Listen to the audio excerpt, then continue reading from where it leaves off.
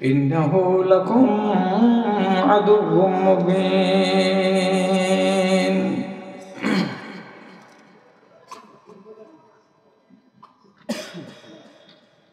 শোনো গো প্রভু মোর এই নিবেদন, তোমাকেই ডাকি আমি বাঁচি যতক্ষণ, আমি বাঁচি যতক্ষণ।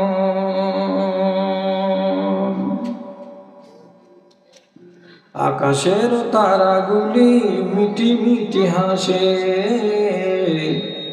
জানি এরা তোমাকেই শুধু ভালোবাসে, এরা শুধু ভালোবাসে।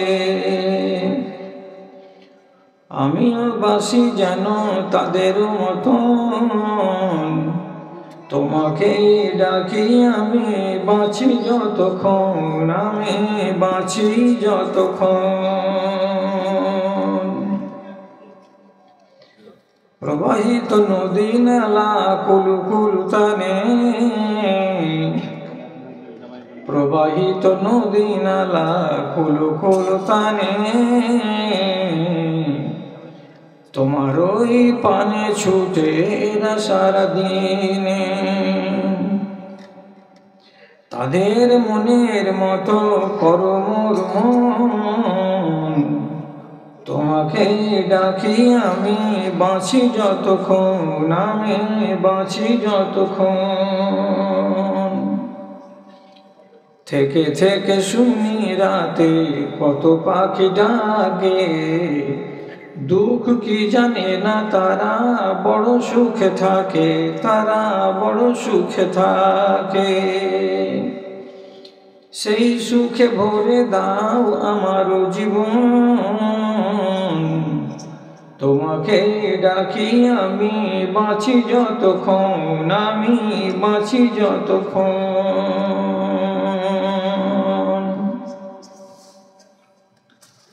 শ্রদ্ধেয় সভাপতি সাহেব, সমবেত এই এলাকার বিভিন্ন প্রান্ত থেকে মাদ্রাসার একগাদা ভালোবাসাকে বুকে নিয়ে ও ইমানি জজবাকে সাথে নিয়ে উপস্থিত ধনী গরিব, শিক্ষিত অশিক্ষিত, ছোট এবং বড় সকল শ্রেণীর আমার প্রাণের ভাই এবং বন্ধুগণ, তথা মেয়ে মহলে স্ক্রিনের সামনে বসে থাকা আমার স্নেহের মাতা ও ভগ্নীগণ, আল্লাহ রাব্বুল আলামিনের শুকর গুজারি করছি অন্তরের অন্তরস্থল থেকে এই অজুহাতে যে আমি আমার জীবনের পড়ন্ত বেলায়, যখন সাধারণত এই বয়সে মানুষের মধ্যে আবেগ থাকে না, উচ্ছ্বাস থাকে না, ঠিক এইরকম দিনে আপনাদের এই নতুন জায়গায় পা রাখতে পেরেছি। কতটুকু কি বলবো, কতটুকু সফল হব, কতটুকু বিফল হব, সেগুলো আল্লাহ রাব্বুল আলামিনের হাতের বিষয়। কিন্তু আমি আমার 50 বছরের বক্তৃতার জীবনে অন্তত আমি আনন্দিত, যেটাকে লিপিবদ্ধ করে যাচ্ছি, যে এটা একটা নতুন নাম, নতুন গ্রাম আমার তালিকায় সংযোজিত হলো। আমি এই জন্য আল্লাহর শুকরিয়া আদায় করছি। আপনার সামনে একটা অজুহাত আছে, নারীর সম্পর্ক এই মাদ্রাসার সাথে আপনার, তাই বাড়ি থেকে বেরিয়েছিলেন জালসা শুনবো বলে, পায়ে ধুলোবালি লেগেছে, আবার যাবেন তো পায়ে ধুলোবালি লাগবে। নবী করিম সাল্লাল্লাহু আলাইহি সাল্লাম বলেছেন, মানি গফাররাত কাদামাহু ফি সাবিলিল্লাহি হারামাল্লাহু আলাইহিন নার। কোনো মানুষ যদি আল্লাহর পথে বেরিয়ে যায় এবং তার পায়ে ধুলোবালি লাগে, তাহলে সেই পা দুখানার উপরে আল্লাহ রাব্বুল আলামিন তার জাহান্নামের আগুনকে হারাম করে দেন। তাহলে আপনি আল্লাহর পথে এসেছেন, এই জন্য বুক ভরা আশা আপনি রাখতে পারেন। 2 নম্বর কথা, আল্লাহ রাব্বুল আলামিন সূরা জুমারের 13 নম্বর আয়াতে বলছেন, ওয়াল্লাযীনা ইয়াসতামিউনাল কাওলা ফায়াত্তাবিউনা আহসানাহু উলাইকা হাদাহুমুল্লাহ। যে সমস্ত লোকেরা মানুষের, কোনো আলেমের, কোনো বিদ্বজনের মুখ থেকে কিছু কথা শোনে, 100টা কথার ভেতরে হয়তো তাকে 40খানা 50খানা কথা পছন্দ লেগে গেল, ভালো লেগে গেল, সেদিকে সে যদি গ্রহণ করে নেয় এবং তার পছন্দের তালিকায় অন্তর্ভুক্ত হয়, তাকে যদি সে নিজের জীবনে বাস্তবায়িত করতে পারে, তাহলে সেই মানুষটাকে রব্বুল আলামিন ডিগ্রি দিয়ে বলছেন এই লোকটা হলো হিদায়েত প্রাপ্ত। এবং তার পরের আয়াতেই বলে দিচ্ছেন যে এরা হচ্ছে অত্যন্ত চালাক। কেন চালাক? আল্লাহ রাব্বুল আলামিনের কথাকে যারা ভালোবাসে, তার মানে আল্লাহকে ভালোবাসে। এবং নবী করিম সাল্লাল্লাহু আলাইহি সাল্লাম বলছেন, মান রাজিয়া আলাইহি আল্লাহ আলা হিসাব আলাহ। কোনো মানুষের উপরে যদি আল্লাহ রাব্বুল আলামিন রাজি হয়ে যান, তাহলে তার হিসেব হবে না। আর আলহামদুলিল্লাহ, কোনো মানুষের উপরে যদি আল্লাহ রাজি হয়ে যান, তাহলে তার হিসেব হবে না। বিনা হিসেবে তাকে আল্লাহ রাব্বুল আলামিন তার মাকসুদে পৌঁছে দেবেন। তাহলে আপনাকে যদি এতগুলো আলেম কথা বলে গেলেন মাগরিব থেকে নিয়ে এখন পর্যন্ত, অন্তত পক্ষে 30খানা কথাও তো ভালো লেগে হবে অবশ্যই, তাহলে আপনি ওই তালিকার অন্তর্ভুক্ত হতে পারবেন, এটা আমার অগাধ বিশ্বাস। 3 নম্বর কথা, কোরআন মাজিদ খুলবেন তো প্রথম পাতাটা খুলতে গেলে ডান দিকে পাবেন সূরা ফাতিহা আর বাম দিকে পাবেন সূরা বাকারার 1 নম্বর পাতা। সেই 1 নম্বর পাতার 3 নম্বর আয়াতে আল্লাহ রাব্বুল আলামিন মুমিনদের পরিচয় দিতে গিয়ে বলছেন, ওয়া মিম্মা রাযাকনাহুম ইউনফিকুন। মুমিন ওরা যারা আমার দেয়া সম্পদের মধ্য থেকে তার একটা অংশ আমার নামে খরচ করে দেয়। এটা হলো মুমিনের পরিচয়।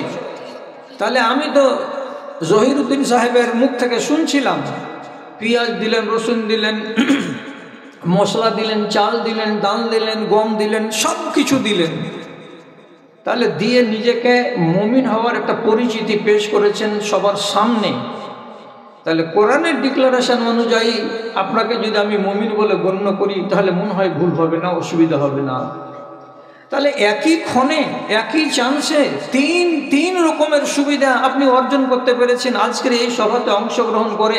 তাহলে আপনার মতো ভাগ্যবান মানুষ আর কে আছে? সুতরাং এই অজুহাতে আপনিও আল্লাহ রাব্বুল আলামিনের নামাক হালালি করুন।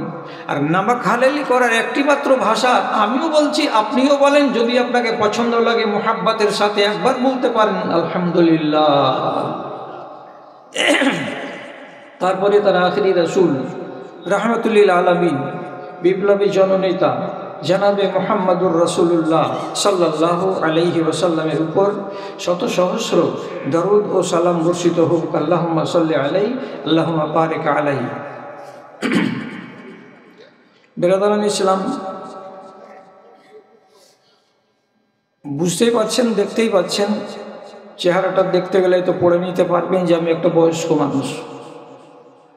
তাতে টানা 7 ঘন্টার ধকল নিয়ে 11:15 বাড়ি থেকে বেরিয়ে আপনার মাদ্রাসা রাত 7টাতে পৌঁছেছি। তারপরে ভাই সাহেবদের, দোস্ত আহবাবদের সাথে কথা বলতে বলতে সময়টা কেটে গেল, চোখ বন্ধ করিনি। এই অবস্থায় আপনাদের সামনে এলাম, বুকে সাহস নিয়ে যে 2-4টা কথা আপনাদেরকে বলবো। সেই কথার গোড়াটা হলো আজকে যে আল্লাহ রাব্বুল আলামিন ঈমানদার মানুষদেরকে শুভ সংবাদ দিচ্ছেন যে তাদের জন্য আমি জান্নাত নির্মাণ করে রেখেছি, যে জান্নাতের তলদেশ দিয়ে নহর প্রবাহিত। এইটুকুনি নিলাম আয়াতের। যারা ঈমান এনেছে তাদের জন্য শুভ সংবাদ। ঈমানটা কোন বস্তুর নাম? ঈমানটা কত বড়? ঈমানটা দেখতে কেমন? কোন জিনিসটাকে আমি আপনি নিজেরা বলবো যে এটার নাম ঈমান?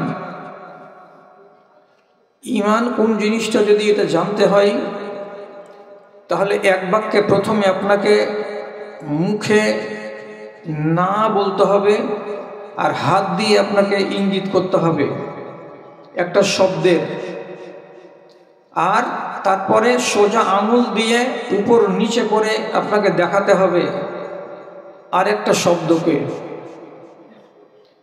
এটার নাম হলো ঈমান। বুঝতে পারলাম না। তাহলে আপনাকে করতে হবে কি? ইলাহ, ইলাহ মানে হচ্ছে মাবুদ। তো প্রথমে এইভাবে আপনাকে বলতে হবে, ডানার বাম করে দিয়ে লা ইলাহা, কোনো মাবুদ নেই, কোনো মাবুদ নেই। তারপরে মাঝখানে একটা দাঁড়ি টানতে হবে, ইল্লাল্লাহ, একমাত্র আল্লাহ। এই ইলাহকে খণ্ডন করা হলো। এরা কারা? কোরআন মাজিদে এদের নাম এসেছে। কারোর নাম লাত, কারোর নাম উজ্জা, কারোর নাম মানাত, কারোর নাম হবল, কারোর নাম আসাফ, কারোর নাম দোয়ার, কারোর নাম নায়েলা, কারোর নাম সোয়া, কারোর নাম ওয়াদ, কারোর নাম ইয়াগুস, কারোর নাম ইয়াউক। এই নামগুলো কোরআন মাজিদে আল্লাহ রাব্বুল আলামিন উল্লেখ করেছেন। এগুলো হচ্ছে মক্কার মুশরিকিনদের মাবুদ। আল্লাহ তাআলা তার নবীকে বললেন, যদি ঈমান নিয়ে এরা বাঁচে তাহলে তাদের জন্য রয়েছে জান্নাত। ঈমান কার নাম? তখন রাসূলুল্লাহকে বললেন, সমগ্র মাবুদ কুলকে অস্বীকার করে দিয়ে একমাত্র আল্লাহকে স্বীকৃতি দিতে হবে। এটাই হচ্ছে মূল কথা, এটাতেই আছে ঈমান নিহিত। কি বলতে হবে? লা ইলাহা ইল্লাল্লাহ। আর এই জিনিসটাই ছিল অত্যন্ত কষ্টের আরবদের কাছে। কেন? যে দু চারটা মাবুদকে যদি রাসূলুল্লাহ টিকিয়ে দিতেন আর 10টাকে বাদ করে দিতেন, তাহলে ওরা হয়তো মেনে নিত যে যাক, 4টা তো রেখেছেন। একটা নতুন মাবুদকে মানার নির্দেশ এলো, সেটা আসমানে বাস করেন, তো তাকে তো মানবো, কিন্তু আমাদেরগুলো তো অন্তত 4টা আছে। কিন্তু রাসূল বললেন যে না, একটাও চলবে না। লা মাবুদ, কোনো মাবুদ নেই, একমাত্র আল্লাহ, ইল্লাল্লাহ। এটা করো তাহলে ঈমান হবে, আর এটা যদি না করো ঈমান হবে না। আর এটা যদি করো, ঈমান হতে গেলে তোমার গ্যারেন্টি তোমার আখেরাতে তুমি কামিয়াব হবে। আর এটা যদি করতে না পারো, তাহলে তোমার অনাদি অনন্তকাল জীবনটা কয়লা হয়ে যাবে জাহান্নামের ভেতরে জ্বলে জ্বলে জ্বলে জ্বলে। তারপরে রাসূলুল্লাহ একদিন বললেন, কি? কুলু লা ইলাহা ইল্লাল্লাহ তুফলিহুন। তোমরা যদি মুখ দিয়ে বলে দাও লা ইলাহা ইল্লাল্লাহ, যদি বলে দাও লা ইলাহা ইল্লাল্লাহ, তাহলে তোমরা কল্যাণ পেয়ে যাবে, তাহলে তোমরা নাজাত পেয়ে যাবে, তাহলে তোমাদের আখেরাতটা কিন্তু গড়ে যাবে। তাহলে আখেরাতকে গড়ার মূল কারিগরটাকে লা ইলাহা ইল্লাল্লাহ, এটাই হচ্ছে আমার ঈমান।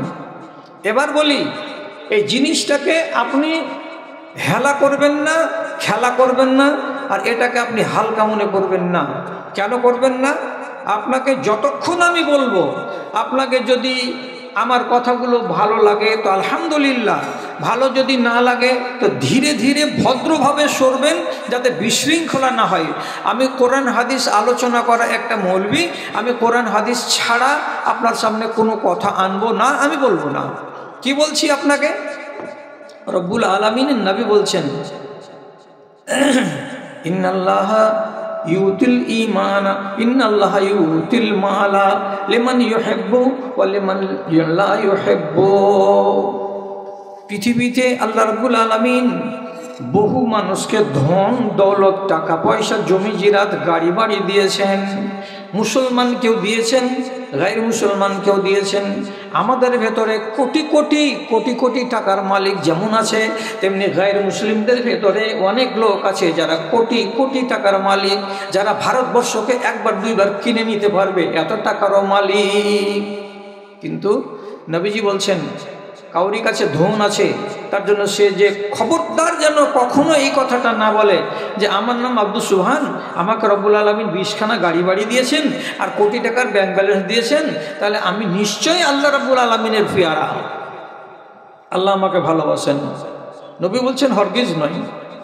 ধনের ভিত্তিতে আল্লাহর ভালোবাসা হয় না। যদি ধনটাই আল্লাহর ভালোবাসার মানদণ্ড হতো, তাহলে পরে ভারতবর্ষের যে দুটা নাম করা ধনী ব্যক্তি, তাদের কথা চেনেন, একজনের নাম আদানি আর একজনের নাম আম্বানি, তাহলে আল্লাহ রাব্বুল আলামিনের বড্ড পিয়ারা বান্দা হতো, বড্ড পিয়ারা বান্দা হতো। কিন্তু নবীজি কি বলছেন যে না, ধনের ভিত্তিতে কোনো মানুষ যেন এই কথাটা বুকে না আনে যে আমি আল্লাহর খুব পিয়ারা। না পিয়ারা হলাম তাহলে আল্লাহ আমাকে ধনী কেন বানালেন? আমার নাম ইনজেমামুল হক কেন হলো? আমার নাম সাইদুর রহমান কেন হলো? আমাকে আল্লাহ খুব ভালোবাসেন, এটা নয়। তাহলে ভালোবাসার মূলটা কি, দণ্ডটা কি? তখন রাসূলুল্লাহ বলছেন ওয়ালাকিন্নাল ঈমানা ইউতি লিমান ইউহিব্বুহু, তবে আল্লাহ রাব্বুল আলামিন যেই মানুষটাকে পছন্দ করেন, যেই মানুষটাকে ভালোবাসেন, সেই মানুষটাকে তিনি ঈমান দান করেন। তাহলে ঈমানের ধনটাই হচ্ছে বড় ধনী, আর ঈমান যার কাছে নেই সে হলো কাঙাল। সুতরাং ধন দিয়ে নিজেকে মাপবেন না। নবীজি বলছেন যার কাছে ঈমান আছে সে আল্লাহর প্রিয়, এবং আল্লাহর প্রিয় বলেই সে ঈমান পেয়েছে। আল্লাহর প্রিয় না হতে গেলে ঈমান পেত না। এখন যদি এই কথাটা আপনার মানতে কষ্ট হয়, তাহলে সরাসরি আপনাকে একটা পরিসংখ্যান বলছি। আপনি বলুন তো দাদা, আমার ভাই, আমার হিসাবটা আপনি আমার সাথে করুন তো। বর্তমান বিশ্বে, পৃথিবীতে 232খানা দেশ আছে। 232খানা কাছাকাছি দেশের ভেতরে টোটাল মানুষ বাস করে 865 কোটি। 865 কোটি। এর ভেতরে 57টি দেশ আছে ইসলামী মুসলমান কান্ট্রি, এবং গ্যার ইসলামী দেশেও সব পূর্ণ পৃথিবীর দেশকে কুড়িয়ে টোটাল মুসলমানের সংখ্যা হলো 135 কোটি। 135 কোটি। তাহলে বাঁচলো কতটি? এখন বাঁচলো আমার হাতে 640 বা 37 কোটি মতো মানুষ। তাহলে 135 কোটি মানুষ যারা এক আল্লাহকে ওয়াহদাহু লা শারীক বলে মানে, আর বাদ বাকি সমস্ত 635-37 কোটি মানুষ এরা এক আল্লাহ রাব্বুল আলামিনকে লা শারীক বলে মানে না। তাহলে ঈমান বেশি লোকের কাছে আছে না ঈমান কম লোকের কাছে আছে? আন্দাজ করুন তো। এবার কম লোকের কাছে। তাহলে আল্লাহর ভালোবাসা প্রাপ্ত লোকেদের সংখ্যা দুনিয়াতে কম, এবং আল্লাহর জান্নাতকে আবাদকারী লোকের সংখ্যা দুনিয়াতে কম, এবং রব্বুল আলামিনের জাহান্নামকে আবাদকারী মানুষের সংখ্যা হলো বেশি। তথাপি আল্লাহর জাহান্নামের পেট ভরবে না। তখন রব্বুল আলামিনকে তার নিজের বাঁ পাখানাকে জাহান্নামের পেটে ভরে দেওয়ার পরে বলতে হবে, জিজ্ঞেস করবে যে হলো তোর জি ভরেছে না ভরেনি?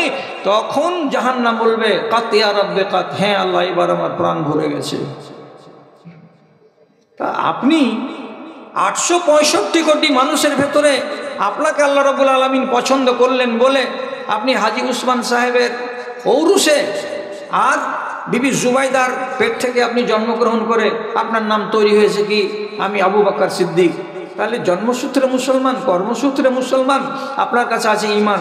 তাহলে আপনি আল্লাহর পছন্দের তালিকায় আছেন বলেই আপনাকে ঈমান দেওয়া হয়েছে, না হলে আপনাকে ঈমান দান করা হতো না।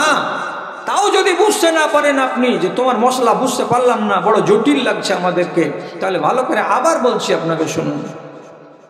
যখন একটা মায়ের পেটে একটা ভ্রূণ 120 দিনের হয়ে যায়, মায়ের পেটে একটা বাচ্চা প্রথমে বীর্যাকারে থাকে 40 দিন, তারপরে লাল রক্তের আকার নিয়ে থাকে 40 দিন, তারপরে 40 দিন পরে ওই লাল অংশটা আবার মাংসপিণ্ডে রূপান্তরিত হয়। 120 দিন যখন বয়স হয়ে যায় ওই ভ্রূণের, তখন তার ওজন আনুমানিক 300 গ্রাম হয়। এতটুকুনি, আমার হাতের দিকে দেখুন, এতটুকুনি একটা মাংসপিণ্ড। 140 দিন যেদিন হবে সেদিন আল্লাহ রাব্বুল আলামিন আসমান থেকে একটা ফরিস্তাকে নিযুক্ত করে অর্ডার করে বলবেন চলো ওই যে স্থানে রূহগুলো রাখা আছে, একটা নয় দুটো নয়, কোটি কোটি কোটি কোটি মিলিয়ন মিলিয়ন রূহ রাখা আছে, সেখান থেকে একটা রূহগুলোকে আল্লাহ রাব্বুল আলামিন নির্দেশ করবেন এটা নাও। রূহটাকে নিল আল্লাহর ফরিস্তা, নেওয়ার পরে রব্বুল আলামিন বললেন চলে যাও। কোথায় যাব আল্লাহ? তো আল্লাহ রাব্বুল আলামিন ফরিস্তাকে বলে দিবেন যে এই রূহটাকে দিলাম, তুমি এখান থেকে জমিনে চলে যাও। আর যাওয়ার পরে এই গ্রামের পূর্ব মাথাতে একটা ঝুপড়ি বাড়িতে দেখো পূর্ব ভিটের কামরার ভিতরে ছপের খাটের উপরে একটা মহিলা শুয়ে আছে, তার পেটের ভেতরে একটা ভ্রূণের বয়স আজকে 120 দিন হয়ে গেল। ওই মহিলার পেটের ভেতরে এই ভ্রূণটাকে দিয়ে দাও, আর তার সাথে সাথে ভালো মানুষ হবে না মন্দ মানুষ হবে, কতটি রিজিক খাবে এবং কতদিন বাঁচবে, এই কথাগুলো সেইখানে তার নামে লিপিবদ্ধ করে দিয়ে চলে এসো। ফেরেশতা এলো। যদি সেই রূহটাকে আল্লাহ রাব্বুল আলামিন আমেনার পেটের ভেতরে না দিয়ে অর্ডার করে দিতেন, না এখানে দিতে হবে না, এই গ্রাম থেকে আর একটু দূরে একটা গায়ের মুসলিম মহল্লা আছে, সেই মহল্লার পশ্চিম ঘরে একটা মেয়ে শুয়ে আছে, তার নাম হলো কি মালাবতী, ওর পেটের ভেতরে 120 দিনের একটা ভ্রূণ আছে, সেখানে গিয়ে তুমি দিয়ে চলে এসো। যদি আল্লাহর ফেরেশতাকে আল্লাহ অর্ডার করতেন ওই পেটে দিয়ে আসতে, আপনার রুহটার কথা বলছি, আপনার রুহটার কথা, যদি আল্লাহ তাআলা আপনার মায়ের পেটে 120 দিনের মাথায় না দিতেন, বরং অন্য কোনো গায়ের মুসলিম মহিলার পেটে দিয়ে দিতেন, আপনি দুনিয়াতে আসতেন একটা গায়ের মুসলিম হয়ে, আমিও আসতাম আল্লাহর দুনিয়াতে একটা গায়ের মুসলিম হয়ে। কিন্তু রব্বুল আলামিন তার ফেরেশতাকে দিয়ে পাঠালেন, আগেই দয়া করে দিলেন যে না, এই রূহ যাবে একজন মুসলমান মহিলার পেটে, আর সেখান থেকে যে বাচ্চা পয়দা হবে সেটা একজন মুসলমান হবে, বড় হয়ে সে লোকটা ইমানদার হবে, আর এই ইমানদার মানুষটাকে আমি পছন্দ করি বলেই তাকে একজন মুমিন মুসলমান মায়ের পেটে এই রূহটাকে দিয়ে পাঠালাম, যাও ওখানে রেখে এসো। আল্লাহর পছন্দের তালিকাতে আমি আছি বা ছিলাম বলে আজ আমি মুসলমান আর আমি একজন ইমানদার লোক, এটাকে আপনি অবজ্ঞা করবেন না, হেলা করবেন না। তাছাড়া রব্বুল আলামিন যাকে ভালোবাসেন না তার সামনে 1000 বার যদি কোরআন মাজিদের আলো ছটকানো হয়, সে লোকটা ঈমান আনবে না, ঈমান গ্রহণ করবে না। এটা হচ্ছে আল্লাহর পছন্দের একমাত্র উপায়, একমাত্র জিনিস, এটাকে আপনাকে নিশ্চিত মনে মেনে নিতে হবে। উদাহরণ কি দেব? রাসূলুল্লাহর বয়স যেদিন 6 বছর, দাদাজি ইন্তেকাল করলেন, দাদার নাম আব্দুল মুত্তালিব, দায়িত্বে কে এলো? চাচা আবু তালেব। চাচা আবু তালেব 6 বছর বয়স থেকে নিয়ে নবী করিম সাল্লাল্লাহু আলাইহি সাল্লামকে 47 বছর বয়স পর্যন্ত দেখাশোনা করলেন, পৃষ্ঠপোষকতা করলেন। তাহলে মানুষটার ভূমিকা কত আছে আন্দাজ করতে পারেন? এই আবু তালেবের তো এত ভালোবাসা যে লোকটা দিয়ে যাচ্ছে এক নাগাড়ে, 40 বছর বয়স পর্যন্ত নবী হননি, তখন পর্যন্ত খাবার দাবার, তার দেখাশোনা, তার দায় দায়িত্ব, এমন পর্যন্ত কি ইতিহাসের নির্ভরযোগ্য সূত্র থেকে পাওয়া যাচ্ছে যে আল্লাহ পাকের নবী আবু তালেবকে বাপ বলে সম্বোধন করতেন এবং তার স্ত্রী ফাতেমাকে মা বলে ডাকতেন। কেন? যে মাকে ছোটতে হারিয়েছেন, বাপকে নিজের চোখে দেখতে পাননি, তখন একেই বাপ বলতেন আর তার স্ত্রীকে মা বলে ডাকতেন, ফাতেমাকে। কত কাছের মানুষেরা, আপন চাচা। সেই লোকটাকে আল্লাহ রাব্বুল আলামিন হেদায়েত দিলেন না, ঈমান আনলো না। তাহলে কি তার সামনে ঈমানের নিদর্শন কিছু ফুটেনি? যে কেন সে ঈমানের পথকে প্রশস্ত করলো না বা তার ব্রেনটা খুললো না? একটাই প্রশ্নের জবাব হলো কি, যে রব্বুল আলামিন তাকে পছন্দ করেননি। কি দেব প্রমাণ আপনাকে? আমার দিকে তাকান, কথাটা খেয়াল করুন। 1 ঘন্টা হলে আপনার মনে অপছন্দ হলে আপনি চলে যাবেন, আপনার উপর আমার দুঃখ থাকবে না। আমাকে 2-4টা কথা বলতে দিন। 6 বছর যেদিন বয়স, তখন আব্দুল মুত্তালিব বেঁচে। দাদাজি, মক্কার মাটিতে এমন দুর্ভিক্ষ দেখা দিল এবং অনাবৃষ্টি দেখা দিল, যার কারণে মাঠ ময়দানগুলো চৌচির, গাছগাছড়া সব শুকিয়ে গেল। মক্কার লোকেরা এসে শিকায়ত করলো কার কাছে? আব্দুল মুত্তালিবের কাছে। কি বলে শিকায়ত করলো? আপনি হলেন কাবার খাদিম, বংশ পরম্পরায় আপনারা কাবাকে দেখে আসছেন, কাবার মুহাফেজ আপনারা, অতএব কাবা যার, অর্থাৎ আসমানের মালিক, তিনি আপনাদেরকে পছন্দ করেন। সুতরাং দেশের ভেতরে অনাবৃষ্টির কারণে গাছগাছড়া সব শুকিয়ে গেল। আপনি আল্লাহ রাব্বুল আলামিনকে বলেন তিনি যেন দয়া করে আমাদের উপরে পানি নাযিল করেন। আপনি কি করছেন? মিল্লাতে ইব্রাহিমী, ইব্রাহিম নবীর বংশের লোক, ইসমাইল নবীর বংশের লোক, কে তো আমার নবী। তাহলে এই বংশের ধারাটা আজকে আপনার সামনে বলতে পারলাম না। এই ধারাটা যে চলে আসছে ইসমাইল আলাইহিসসালাম থেকে নিয়ে আমার নবী পর্যন্ত, এই সিলসিলার ভেতরে কোনো মানুষ মুশরিক ছিল বটে, কিন্তু এরা মুশরিক কেমন ছিল? অন্ধকারে ছিল। এরা মাটির খোদার কোনোদিন পূজা করেনি, এরা মাটির খোদাকে মানত না, কিন্তু এক আল্লাহকে চিনত না। ইব্রাহিম নবীর ধর্ম মিটে গেছিল, তবুও আব্দুল মুত্তালিব একজন পরহেজগার লোক। কোনো জীবনে যদি বলার সুযোগ লাগে তো বলবো যে কতটা আব্দুল মুত্তালিব পরহেজগার লোক ছিলেন তার সম্বন্ধে এক কথাই জানুন, যে তিনি একজন ভালো মানুষ। তিনি দোয়া করলেন কাবার কাছে গিয়ে, কিন্তু রব্বুল আলামিন 2 দিনই খালি হাত ঘুরিয়ে দিলেন, বৃষ্টি দিলেন না। তৃতীয় দিনের দিন তখন নিজের ছেলে আবু তালেবকে ডেকে বলছে, আবু তালেব আচ্ছা? বলে হ্যাঁ বাজান আছি। বাড়ি যাও তো। কি করবো আব্বা? ওই পোতাটাকে নিয়ে এসো। পোতাটাকে? নবী মুহাম্মদ সাল্লাল্লাহু আলাইহি ওয়াসাল্লাম। বয়স কত? 6 বছর। পোতাকে নিয়ে আসলেন কাবার প্রাঙ্গণে। আবু তালেব আব্দুল মুত্তালিব নিজের পোতাকে এমনি করে হাত দিয়ে ধরলেন, আর ধরার পরে বাচ্চা ছেলেকে উপর দিকে উঠালেন, আর এমনি করে উপর দিকে উঠিয়ে আল্লাহ রাব্বুল আলামিনকে সাক্ষী করে করে বলছেন, পরওয়ারদিগার, দেশের মানুষ অনাবৃষ্টির কারণে সব মর্মাহত, ত্রাহি ত্রাহি করছে চারিদিকে, আপনি দয়া করুন আমাদের উপরে। আমরা এই ছেলের দোহাই দিয়ে, ওসিলা দিয়ে আপনার কাছে পানি চাইছি। তারপরে আবার নবীজিকে নিয়ে কাবার দেয়ালের সঙ্গে আল্লাহ পাকের নবীর শরীরটাকে বারে বারে ঘষে দিচ্ছেন, মেজে মেজে দিচ্ছেন, লাগিয়ে দিচ্ছেন চাদরের সাথে, আর দিয়ে বলছেন, আল্লাহ তুমি আমাদের উপরে দয়া করো, এই মাসুম ছেলেটাকে দিয়ে তুমি পানি দাও। আব্দুল মুত্তালিবের এই ছেলেটার উপরে এত ভরসা কিসের?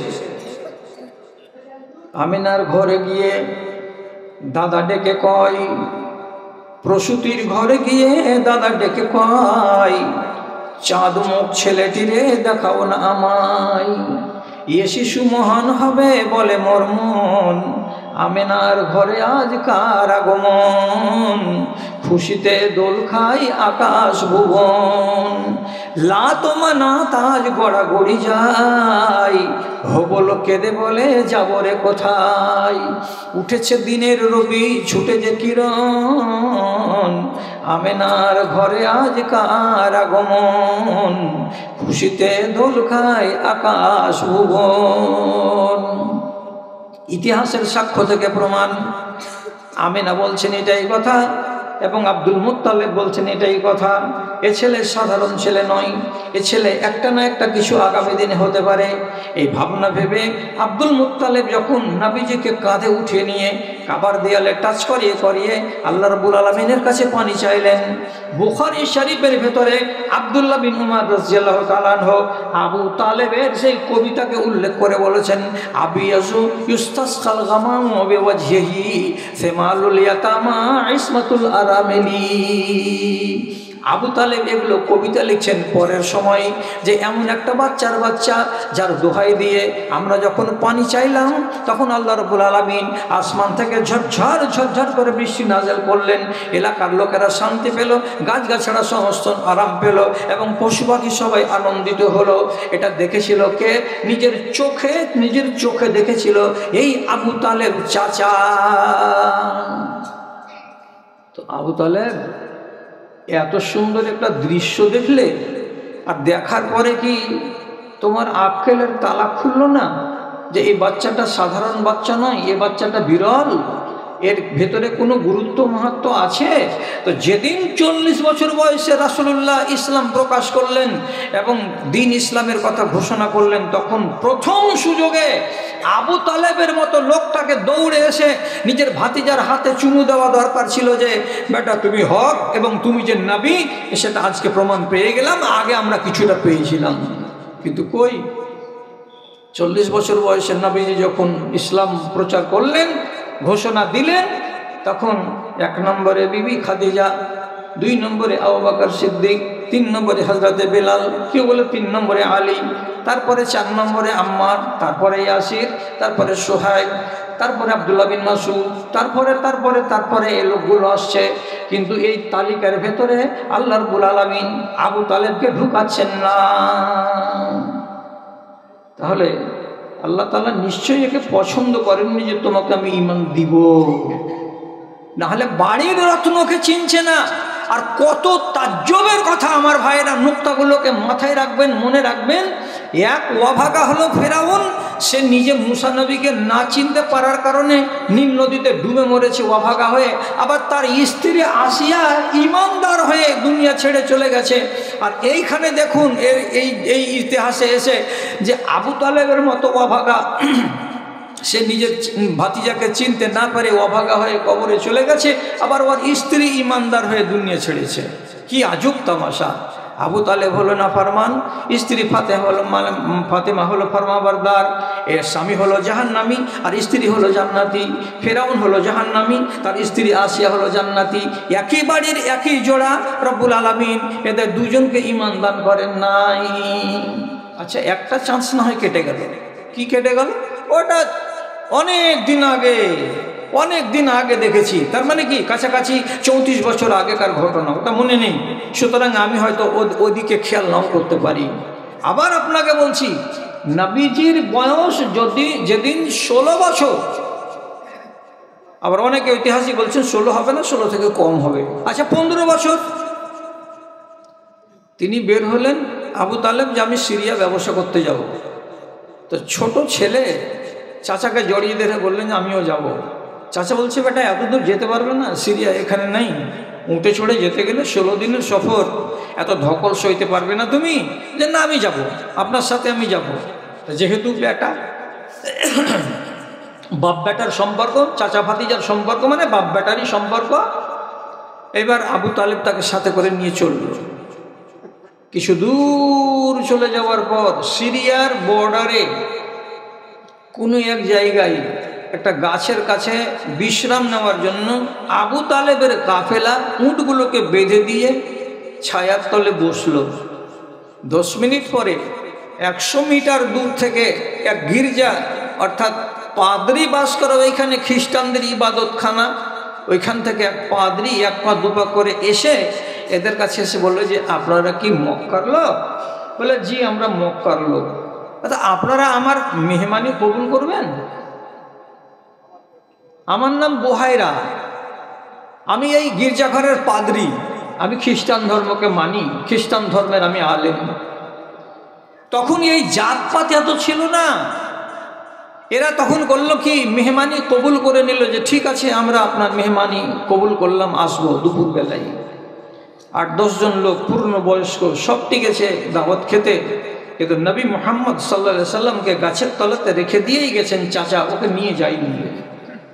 রাহিব বলছে, আপনাদের মধ্যে কি কোনো লোক এমন থেকে গেল যাকে আপনারা নিয়ে আসেননি? বলে জি হ্যাঁ, থেকে তো গেল একজন, ওকে আমরা আনিনি। কেন আনেননি? তা আবু তালেব বলছে, আমরা মক্কার লোক, আমাদের একটা অভ্যাস আছে, আমরা যখন দাওয়াত খেতে যাই সাধারণত বাচ্চাদেরকে নিয়ে যাই না, আমরা বড়রা, আমরা পুরুষরা যাই। এই জন্য ছোট্ট ছেলেটাকে আমাদের মালের কাছে রেখে চলে এসেছি, মনে কিছু করবেন না।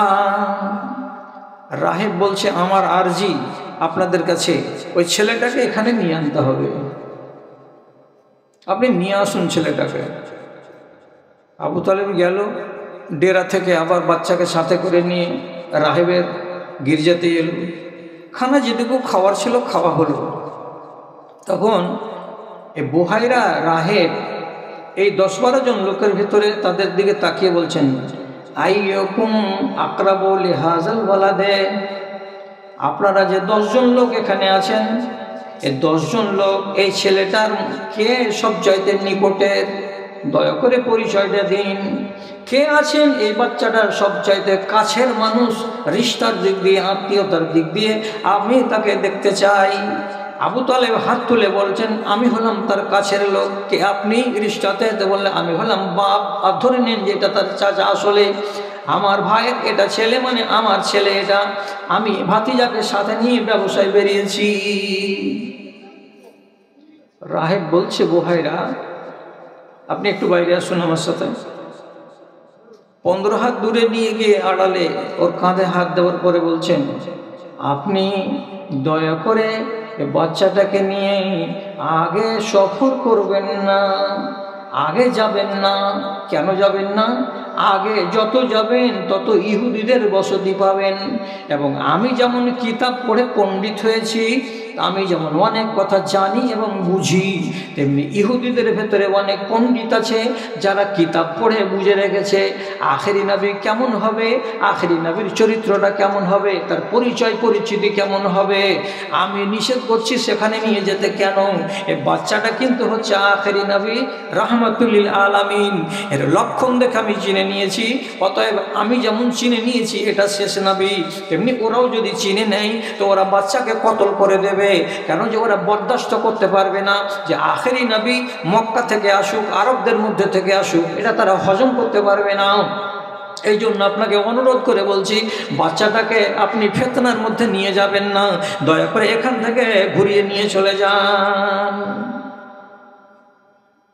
আবু তালেব বলছে, আমার ভাতিজা, আমি ওকে লালন পালন করছি 15 বছর ধরে, আমি চিনলাম না যে এটা নবী হবে আগামী দিনে, আর আপনার বাড়ি এখান থেকে 3000-2500 কিলোমিটার দূরে, আপনি আবার কি করে চিনলেন আমার ভাতিজাকে যে এটা আখেরি নবী হবে? এ তো অবাক করা কথা বলছেন আপনি। এটা কেন? বুহাইরা বলছে, বুহাইরা নিজে বলছে, আজকে আপনারা যে সময়ে এই মাঠে এ প্রান্তরে পা রেখেছেন, তো আমি নিজে চোখে দেখেছি, মারাই তো ফিহা হাজারান ওয়ালা শাজারান ইল্লা সাজিদান লিল্লাহি। আপনাদের আগমনের সাথে সাথে আজকে বেলা 10টা-11টার সময় এই ময়দানে যত বড় বড় গাছ ছিল, এই ময়দানে যত উঁচু উঁচু বড় বড় পাথরগুলো ছিল, আমার চোখের সামনে আমি তাদেরকে সেজদানত হতে দেখেছি। গাছ কেন সেজদায় পড়লো? পাথর কেন নুড়ি নুড়ি হয়ে নিচু দিকে মাথাগুলোকে ঝুঁকিয়ে ঝুঁকিয়ে কেন নিল? আমি যখন এই তামাশা দেখলাম, সাথে সাথে আমি ধ্যানে বসলাম, আর বসার পরে ভাবতে লাগলাম, ভাবতে ভাবতে ভাবতে ভাবতে শেষ পর্যন্ত ফয়সালা করলাম, আজকে আমার এই মাটিতে কোন একটা অঘটন অবশ্যই ঘটে যাবে। ওটা দেখেছি। তারপরে ছেলেকে আমি দেখলাম আপনারাকে খানাতে লাগিয়ে দিয়ে আমি পিছনে পিছনে ঘুরলাম 3 বার। তো প্রথমে বাচ্চাটাকে আমি দেখেছি সামন দিক থেকে, তারপরে আমি পিছন দিক থেকে দেখলাম 2 বাহুর মাঝখানে একটা পায়রার আন্ডার সমান মাংস একটু বেড়ে আছে, এটাকে বলা হয় মোহরে নবুয়াত। এই ছেলের পিছন দিকে যেটা দেখলাম সেটাই হচ্ছে মোহরে নবুয়াত, এবং এই ছেলেটাই যে আখেরি নবী আমি নিশ্চিত হলাম। এবং যখন দেখলাম গাছগাছড়াকে সেজদা দিতে, আমি তখন আবার মনে মনে ভেবেছিলাম কিছু একটা হবে। তার মানে হলো এই, আমার মাটিতে, সিরিয়ার মাটিতে আগমন ঘটেছে আখেরি পয়গম্বরের, তারই সম্মানার্থে এই ঘটনা ঘটেছে। কাজে এই ছেলেটা যে আখেরি নবী এতে কোনো সন্দেহ নেই। আপনি যদি আমার কথা মানেন তো এখান থেকে ফিরে যান, না মানতে গেলে আমার করার কিছু নেই। জাফত খাবার পরে বাড়ি ফিরে গেল, পকেটে করে কি জ্ঞান নিয়ে গেল।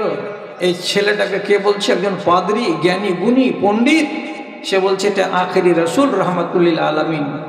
তো বাড়ির মানুষটা কেন চিনবে না? যে ছেলেটা 40 বছর বয়স হয়ে যাচ্ছে, তখন যিনি বলছেন যে লা ইলাহা ইল্লাল্লাহ, সমগ্র পৃথিবীর যতগুলো ইলাহা আছে সব বাদ, একমাত্র আল্লাহ তাআলা, এবং আমি নতুন দিন নিয়ে এসেছি, তখন তো আবু তালেবকে সিরিয়ালে 2 নম্বরে, 3 নম্বরে, 4 নম্বরে থাকা দরকার ছিল, কিন্তু সিরিয়ালে আসতে পারলো না। কেন পারলো না? এর জবাব কি হবে?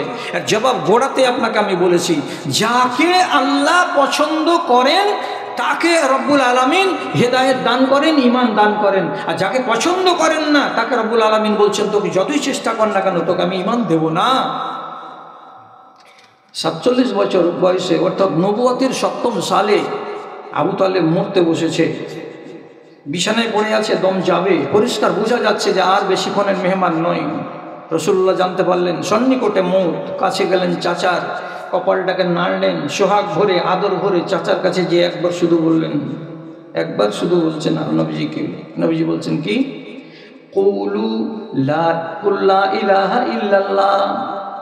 চাচাজি, আমি আপনার ছেলে মুহাম্মদ বলছি সাল্লাল্লাহু আলাইহি সাল্লাম, আপনি একবার, অন্তত পক্ষে একবার মুখে বলেন লা ইলাহা ইল্লাল্লাহ।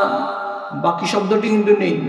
লা ইলাহা ইল্লাল্লাহ, আপনি শুধু লা ইলাহা ইল্লাল্লাহ বলেন, কি হবে তাতে?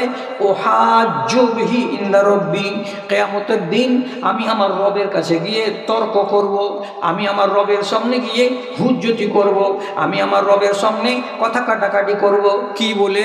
পরওয়ারদিগার, আমার চাচা মরবার আগে লা ইলাহা ইল্লাল্লাহ বলেছে, সমগ্র মাবুদগুলোকে খণ্ডন করে দিয়ে একমাত্র আল্লাহ তুমি, তোমাকে সে মেনে নিয়েছে, কিন্তু টাইম পায়নি নামাজ পড়ার, তাই নামাজ পড়েনি, টাইম পায়নি রোজা রাখার, তার জন্য রোজা রাখেনি, টাইম পেতে গেলে আমার চাচা অবশ্যই সেগুলো করে দিত। তো লা ইলাহা বলার পরে যদি মরে যায় তা আমার চাচা কেন নাজাত পাবে না? চাচাজি আপনাকে বলছি, একবার বলে দেন লা ইলাহা ইল্লাল্লাহ। কত বললেন।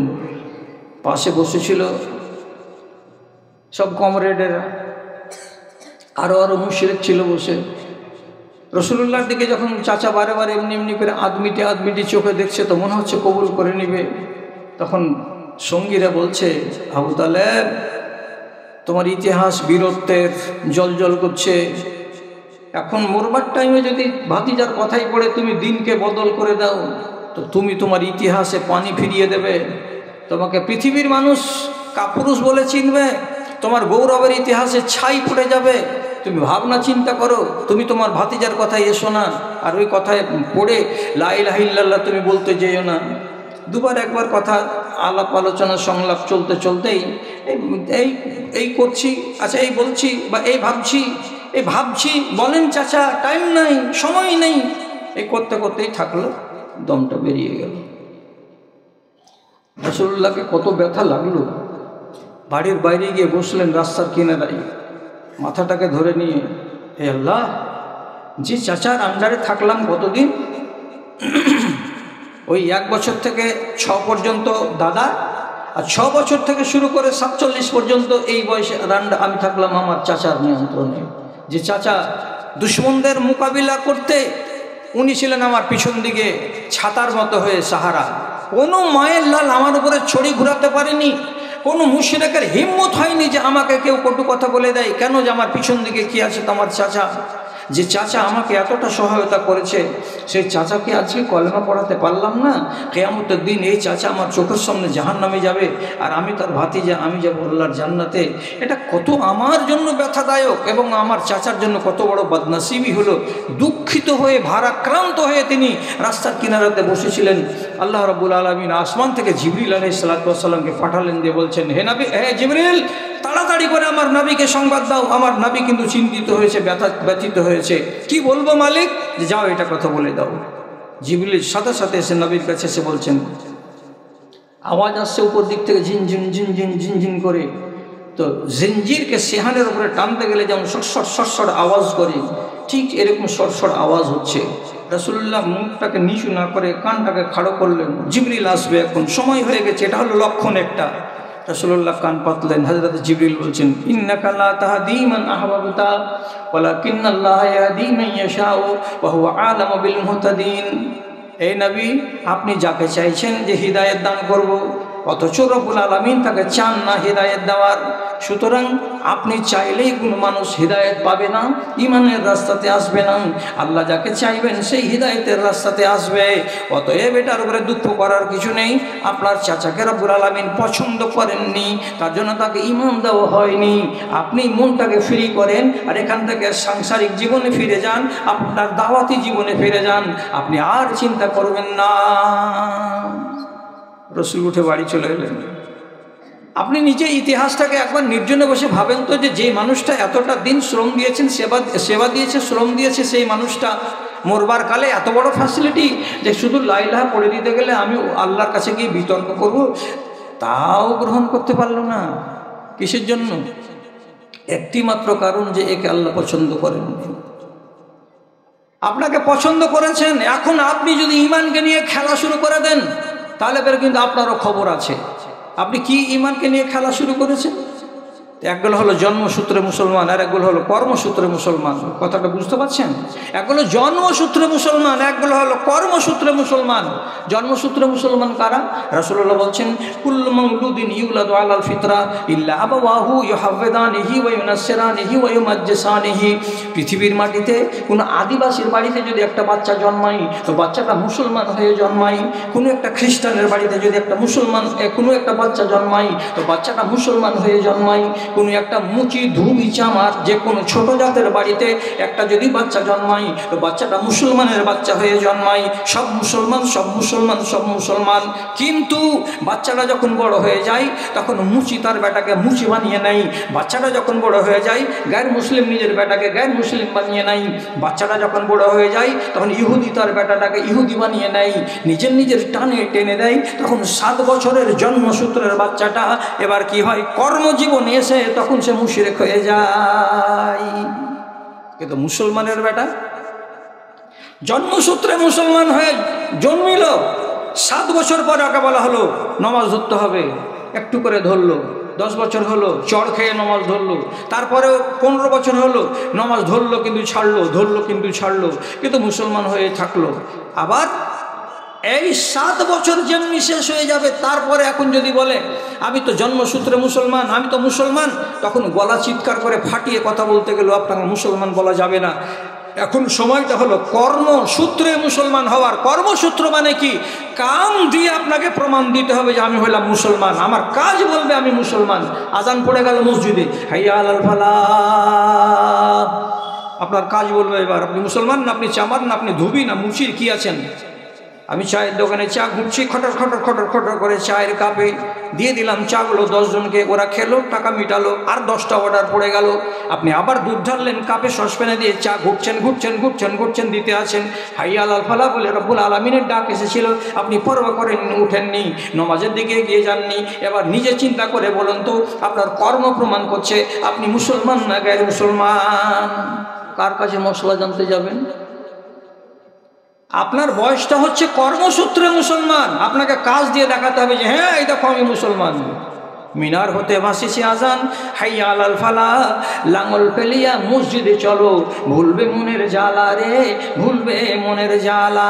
আওয়ারা মনের হিসেব করো কষে, পায়েতে লাগাও রসা, হায় রে মানুষের মিটল না আশা। ওয়াস্তের আগে ঠিক গোধূলির ক্ষণে, পাখি ফিরিতেছে নিজ বাসা, আধার নামিলেও বেপরোয়া খেটে যায়, হায় রে মানুষের মিটিল না আশা, মানুষের মিটিল না আশা। সব জীবজন্তু আল্লাহকে চিনছে, ডাকছে, কিন্তু আপনি তো চিনতে পারছেন না। তাহলে কর্মসূত্রে আপনি কতক্ষণই মুসলমান?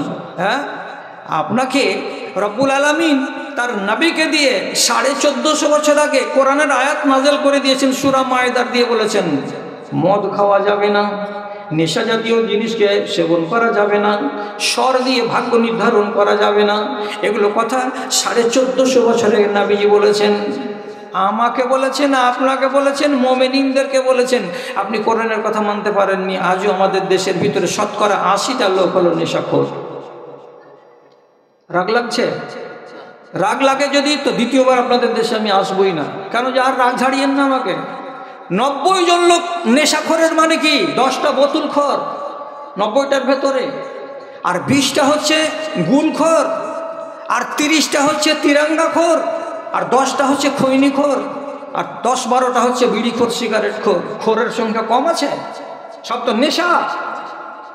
তো মুসলমানের জাত নেশাকে ছাড়তে পারলো না। অথচ এই মানুষটাই যদি বহরমপুরে যাই, যেটা আপনাদের এই দেশে এম রহমান নামে পরিচিত ডাক্তার, যাকে 500 টাকা ফি দিতে হয়, এটা হলো আমার গ্রামের ডাক্তার মতিউর রহমান, আমি তার গ্রামের লোক। 500 টাকা দিয়ে যখন আপনার ট্রিটমেন্ট করে দেবে, আপনাকে বলে দিবে বাবাজি আপনি এখন সুগারে আক্রান্ত, কাজে আজ থেকে চা চিনি ছাড়া খাবেন, রসগোল্লা খাবেন না, মিষ্টি খাবেন না। পরের দিন বাড়ি এসেছেন, 1 গাদা ওষুধ নিয়ে খাওয়া দাওয়া করলেন, আর এখান থেকে চলে গেলেন বাড়িয়ানগর বেটির বাড়ি। বেটি দিয়েছে প্লেটে করে মিষ্টি, তারপর মতিচুর, আর তারপরে চানাচুর, উমুক আর তুমুক। তখন আপনি বড় মুখ করে বেটির দিকে তাকিয়ে কেছেন, এগুলা দিস না রে মা, ডাক্তারে চিনি খেতে মানা করেছে, মিষ্টি খেতে মানা করেছে। একদিন ডাক্তারে বলল যে সুগার হয়েছে, চিনি খাবেন না, তখন ডাক্তারের কথাকে আপনি কি করলেন, একবারে ফরজ মনে করে নিয়ে, চায়ে চিনি চলে না, মিষ্টি আর চলে না। আর রব্বুল আলামিন বললেন কি, তোমার জন্য নেশাকে হারাম করেছি, তখন আপনি বলছেন ওগুলো থোগা বাড়তে নিয়ে যায়। হ্যাঁ, এটাকে যদি ধরে রাখেন তো ঈমান যাবে, আর এটাকে যদি ধরে রাখেন তো বডি যাবে। আপনার বডিটা যাওয়া ভালো না ঈমানটা যাওয়া ভালো, কোনটা বিচার আপনাকে করতে হবে, আপনি করে দেন না। যদি আপনি চিনি না ছাড়েন তো বডির ক্ষতি হবে, চিনি যদি ছেড়ে দেন তো বডির লাভ হবে। মদ যদি ছেড়ে দেন তাহলে আপনার ঈমানের লাভ হবে, মদ যদি না ছাড়েন তো আপনার ঈমানের সর্বনাশ হবে। আর ঈমানের সর্বনাশ করে দিয়ে এই মোটা বডি নিয়ে জাহান্নামে জ্বলবেন, চর্বি খুব গলবে। ফাজিলামো করার জায়গা পায় না মুসলমান জাত। আর এরা বলছে আমরা মুসলমান। এটাকে বলা হলো যে যা 5 ওয়াক্ত নামাজ পড়, উঠবি আর বসবি, উঠবি আর বসবি। তো দিনের রাতে যদি কম নামাজ পড়িস তো তোকে 30 রাকাত নামাজ পড়তে হবে। জিজ্ঞেস করুন মাওলানার দিকে, কম সে কম 30 রাকাত নামাজ পড়তে হবে একটা মুসলমানকে। কেন? 12 রাকাত সুন্নাতে মুআক্কাদা, 17 রাকাত হচ্ছে ফরজ। 12 আর 17তে কত হলো? 29। আর আহলে হাদিসের ভিতর কয় রাকাত? 1 রাকাত। টোটাল কত হলো? 30 রাকাত। 30 রাকাতে কটা সেজদা? 60 খানা সেজদা। যদি আপনি 30 রাকাত নামাজ পড়েন তো 30 বার আপনাকে কোমরটাকে বাঁকাতে হবে, আবার সোজা করতে হবে, কোমরটাকে বাঁকাতে হবে, আবার সোজা করতে হবে, হাতটাকে এইরকম করে একবার রাফে দান করতে হবে, আর একবার নিচে নিয়ে যেতে হবে, একবার আপনাকে সাষ্টাঙ্গে জমিনে পড়ে যেতে হবে, দিয়ে ওটাকে করতে হবে। একদিকে হলো নামাজ আর আরেক দিকে হলো আপনার ব্যায়াম। আপনি যদি এটাকে চালিয়ে যান তো আপনার শরীরে অসুখ আসবে না, অসুবিধা আসবে না, কোনো বালা মুসিবত আসবে না। নামাজের মাধ্যমে এগুলো দূর হবে। আপনাকে কেউ বুঝিয়ে দিতে পারলো না, কেউ পারলো না। ডাক্তারকে দেখাতে গেলেন, তখন বলছে আপনার এগুলো শিরাতে গন্ডগোল আছে, শির দাঁড়াতে আপনার আপত্তি আছে, আপনাকে সকালবেলায় 1 কিলোমিটার করে হাঁটতে হবে, নাহলে আপনি ঠিক হতে পারবেন না। যেই শয়তান নামাজের জন্য মসজিদে আসতে পারে না, ওই শয়তানকে দেখবেন ফজরের বেলা জামাতকে ছেড়ে দিয়ে টেন টেন করে রোড হাঁটছে, চলে যাচ্ছে এদিকে 1 কিলোমিটার, চলে যাচ্ছে এদিকে 1 কিলোমিটার। কে বলেছে এটা? এই যে ডাক্তার তোর বাপ হলো, তার কথা তুমি মানতে পারো। আর রব্বুল আলামিন বলছেন কি, এজা নুদিয়া লিসসালাতি মিন ইয়াউমিল জুমআ, যখন তোমাকে ডাক দেওয়া হবে আজান দিয়ে, এসো এসো এসো কল্যাণের দিকে এসো, তখন তুমি বলছো তোমরা ওগুলো কল্যাণ করো, আমরা এতেই ভালো আছি। ঈমানের কি করছেন? সত্যানাশ করছেন। এটার নাম ঈমান, এই জিনিসটার নাম ঈমান নয়। ভালো করে বুঝবেন, কয়েকটা কথা আপনাকে জরুরি বলছি। এই যে ঈমান নামের বস্তুটি আছে, মাঝে মাঝে এরকম হয়ে ফুলে বড় হয়ে যায়, আর মাঝে মাঝে চুপসে গিয়ে আদমরা হয়ে দম বেরোবার মতো পজিশন হয়ে যায়। ঈমান বাড়ে, ঈমান কমে। মানতে পারলেন? ঈমান বাড়ে, ঈমান কমে। কিসে বাড়ে কিসে কমে? ইমাম বুখারী রাহমাতুল্লাহ আলাইহি বলছেন কি, ইয়াজিদু বিত্তাআতি ওয়া ইয়ানকুসু বিল মাআসি, যদি নাফরমানি করবেন তো ঈমান কমে যাবে, যদি ফরমাবরদারি করবেন তো ঈমান বেড়ে যাবে। ঈমান ফরমাবরদারি করতে গেলে বেড়ে যায়। একদিন এক মুহাদ্দিস তার ছাত্রকে বলছেন, ডেকে, নামটা ভুলে গেলাম, কি ব্যাপার, তোমার চেহারাটা এত উজ্জ্বল লাগছে কেন? তোমার চেহারাটা এত চকচক করছে কেন? কালকে তো এত চকচক করছিল না। তো ছাত্র ওস্তাদকে বলছে, হযরত আজকে রাত্রে জিকির করেছি খুব বেশি। জিকির কাকে বলে? সুবহানাল্লাহ ওয়া বিহামদিহি, এটা জিকির। লা ইলাহা ইল্লাল্লাহ, এটা জিকির। আলহামদুলিল্লাহ, এটা হলো জিকির। এগুলো তাসবিহ, এগুলো জিকির। বেশি করে করেছি, অনেক রাত পর্যন্ত এগুলো করেছি, তার জন্য সকালে আমার চেহারাটাতে নূর ফুটেছে। তখন ওস্তাদ বলছেন, জিকির বেশি করতে গেলে কেন নূর ফুটে যায়, কোথায় পেলে? তখন রব্বুল আলামিনের আয়াতকে পড়ে ছাত্র ওস্তাদকে বলছে, আলা বিযিকরিল্লাহি তাতমাইন্নুল কুলুব, আল্লাহর জিকির যত বেশি করবে মনের শান্তি বেড়ে যাবে। আর মনের শান্তি যার বেশি হবে, তার চেহারাতে তার গ্লেজ দেখা যাবে যে তার ভেতর ভালো আছে, ভিতরটা খারাপ নাই। আপনার কি? আপনার চেহারা দেখে আপনি প্রমাণ দিতে পারবেন যে হ্যাঁ আমার ভেতরে পাকা ঈমান আছে। ঈমান বাড়ছে না, ঈমান আমাদের নিচুমুখী হচ্ছে। তো ইতাআত করতে গেলে ঈমান বাড়বে, আর নাফরমানি করতে গেলে ঈমান কমে যাবে। আমার তো ডানে সব দিয়ে আলেম আছেন, এরা থেকে দেখবেন তো, যদি কোনো একটা আমি এই 1.5 ঘন্টার ভেতরে ভুল বলে দেই, ওনাদেরকে আমি ইজাজত দিয়ে দিলাম, ওনারা আমাকে সংশোধন করে দেবেন। মানুষ কবর পর্যন্ত শিখে, আমারও শিখার বয়স এখনো বাকি আছে, কবরে যায়নি। কি বলছি আপনাকে? একদম সঠিক কথা বলছি।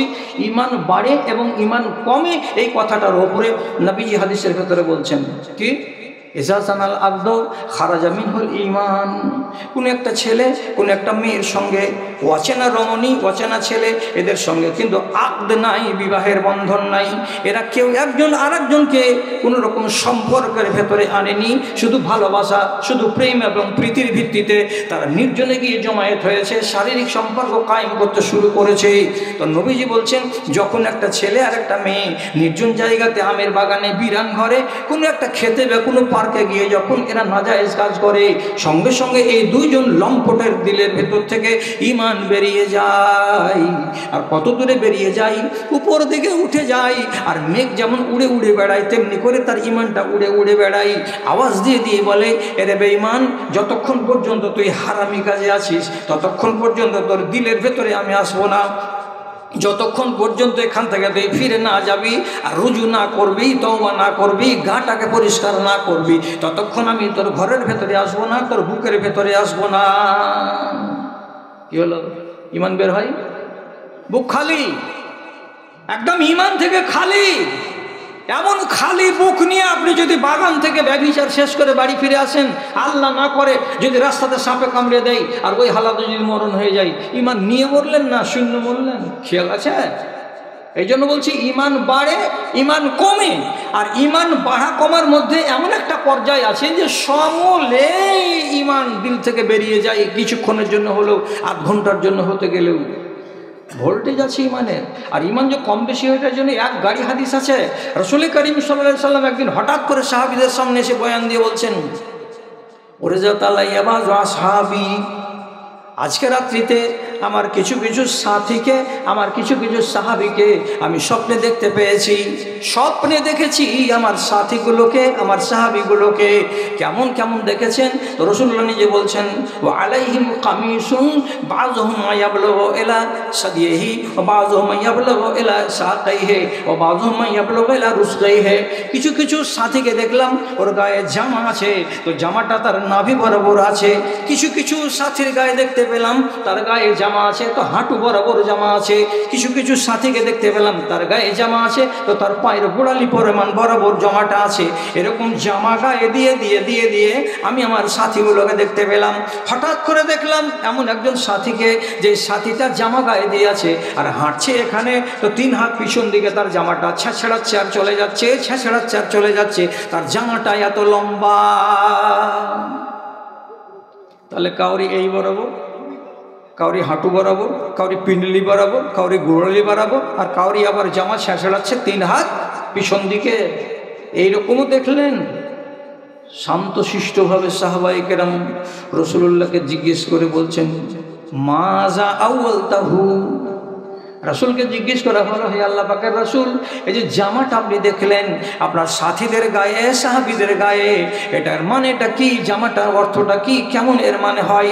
রাসূলুল্লাহ বলছেন, এটার নাম হলো দ্বীন, এটার নাম হলো ঈমান। এক একটা সাহাবীর আমার কাছে, কাউরি কাছে ঈমান আছে এই পরিমাণের, কাউরি কাছে ঈমান আছে এই পরিমাণের, কাউরি কাছে ঈমান আছে এই পরিমাণের। তখন লোকেরা জানতে চাইল, যাকে আপনি দেখেছেন যার জামাটা দূর পর্যন্ত গড়িয়ে যাচ্ছে আর ছেঁচড়াচ্ছে আর চলে যাচ্ছে, এই লম্বা জামাওয়ালাটাকে? রাসূল করিম সাল্লাল্লাহু আলাইহি সাল্লাম বলছেন, এটা আর কেউ নয়, আমার উম্মতের মধ্যেকার এই জওয়ান, যার নাম হলো উমার। তাহলে সাহাবীদের মাঝখানে উমারের ঈমানের মূল্যায়ন রাসূলুল্লাহ করলেন কিভাবে?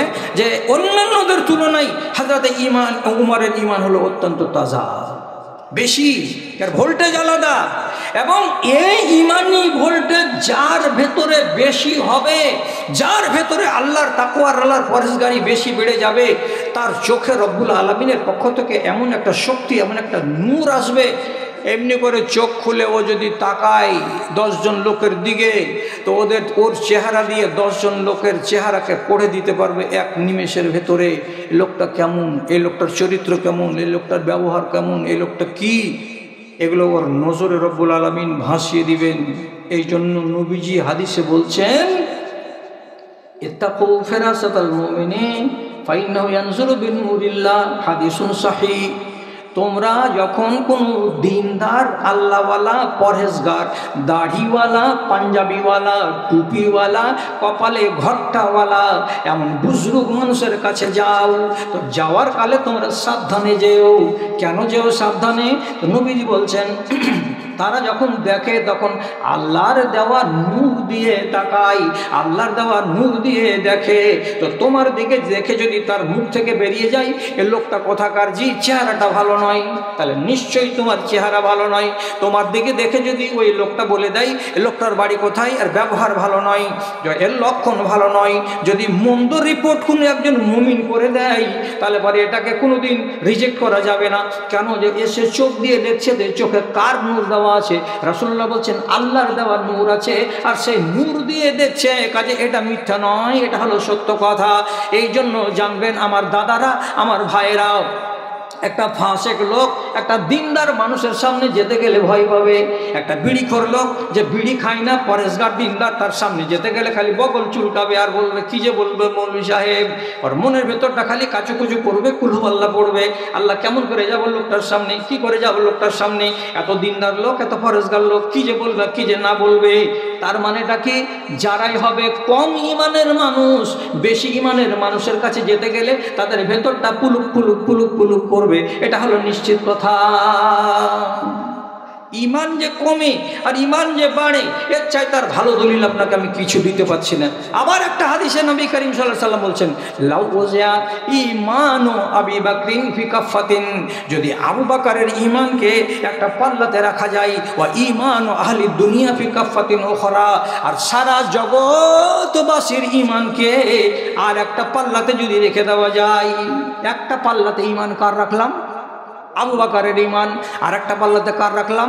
সারা জগৎবাসীর ঈমানকে।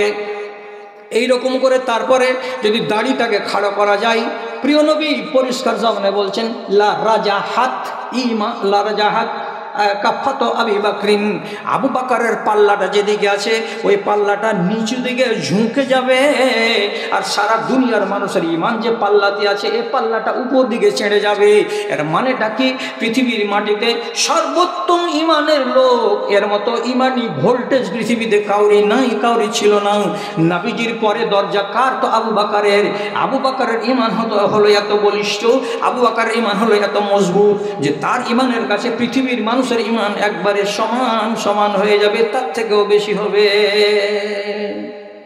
হাদিসের ভিতরে আছে আম্বিয়ায়ে কেরামের জান্নাত যাওয়া যখন শেষ হয়ে যাবে তখন উম্মতিদের পালা আসবে। উম্মতিদের যখন পালা আসবে জান্নাতে যাওয়ার, তখন সর্বপ্রথম জান্নাতে যাবে উম্মতে মুহাম্মাদি। আমরা আগে এসেছি না পাছে এসেছি? পাছে এসেছি। জান্নাতে যাচ্ছি আগে না পাছে? আগে। ইয়া আল্লাহ, রব্বুল আলামিনের ফজিলত দেখেন আপনার উপরে। আমরা এসেছি সবার পিছে, আবার জান্নাতে যাব সবার আগে। এবং নবীজি হাদিসের ভেতরে বলছেন সব মানুষ আমল নিয়ে নিয়ে খালি তৈরি আছে হাসরের ময়দানে, জান্নাতে যাব জান্নাতে যাব জান্নাতে যাব। জান্নাত তো খালি নবী মুহাম্মাদের উম্মত যাবে না, মুসা নবীর উম্মত জান্নাতে যাবে হাজার হাজার, ঈসা নবীর উম্মত জান্নাতে যাবে হাজার হাজার। এইরকম করে সমস্ত নবীর উম্মত ভালো ভালো ভালো ভালো যারা তারা জান্নাতে যাবে। চিন্তা করুন তো, হযরত ইব্রাহিম আলাইহিস সালাতু ওয়াস সালামের উম্মতিরা 150 বছর ধরে ইবাদত করে মরেছেন। হযরত নূহ আলাইহিস সালাতু ওয়াস সালামের উম্মতিরা 900 বছর 800 বছর ইবাদত করে মরেছেন। আল্লাহ রাব্বুল আলামিনের প্রথম নবী আদম আলাইহিস সালাতু ওয়াস সালামের আওলাদেরা নবী নূহ পর্যন্ত এই মাঝখানে 1000 বছর এইখানে এরাও ইবাদত করে করে কবরে গেছেন অনেক লোক, তারাও জান্নাতে যাবে। আমি কতদিন ইবাদত করেছি? রাসূলুল্লাহ বলছেন আমার উম্মতি মা বাইনা 60 ইলা 70, আমার উম্মতিদের বয়স আমাকে আল্লাহ রাব্বুল আলামিন গড় বয়স দিয়েছেন 60 থেকে 70 বছর, এর বেশি কোনো উম্মতি বাঁচবে না। কাল্লা মান ইয়াতাজাওয়াজু, অনেক কম লোক আছে যে সীমাটাকে পার করে দেয়, অধিকাংশ লোককে 70-এর আগে আগেই মরে যেতে হবে। আমার উম্মতিদের গড় বয়স হলো 60 বছর। 60 বছর ইবাদত করালো, কিয়ামতের দিন এ বলছে আমি আগে, আর 150 বছর ইবাদত করালো, ওরা বলছে তোমরা পাছে। কেন? হাসরের ময়দান রব্বুল আলামিন গায়েবী আওয়াজ একটা ছাড়বেন, ছেড়ে বলবেন আইনাল উম্মাতুল উম্মাতুল উম্মিয়াতু ওয়া নাবিয়ুহা, আইনাল উম্মাতুল উম্মিয়াতু ওয়া নাবিয়ুহা। কোথায় আছো রে হাসরের ময়দানে উম্মি নবীর উম্মতেরা, উম্মি নবীর উম্মতেরা, যে নবী লেখাপড়া করতেন না, যে নবী কলম চালাতে জানতেন না, এমন নবীর উম্মত কোন দিকে তোমরা আসো? তোমরা কান খাড়ো করো, তোমরা কান খাড়ো করো, তোমরা আগের সারিতে আসো, তোমরা আগের সারিতে আসো। লা ইয়াদখুলুল জান্নাতা উম্মাতুন হাত্তা ইয়াদখুলা উম্মতি। কোন পৃথিবীর নবীর উম্মতকে জান্নাতে যেতে দেওয়া হবে না যতক্ষণ পর্যন্ত আমার উম্মতিরা জান্নাতে যাওয়া শেষ না হবে। আমার উম্মতিদের জান্নাত জাহান্নামের ফয়সালা কমপ্লিট যখন হয়ে যাবে, তখন অন্য উম্মতিদেরকে ডাকা হবে, আসো তোমাদের পালা শুরু হলো এবার। এই সিরিয়ালের পহিলা নম্বর ব্যক্তি কি? এটাও সহিহ হাদিস যে আমার উম্মতির ভিতরে সর্বপ্রথম যেই লোকটা জান্নাতে যাবে সেটা কে? তো আমার শ্বশুর আয়েশার বাবা আবু বকর সিদ্দিক রাদিয়াল্লাহু তাআলা আনহু, ইনি হলেন সর্বপ্রথম ব্যক্তি। কত বড় ফজিলত আছে! গোড়ার হাদিসটাতে যান, ইমান বাড়ে এবং কমে।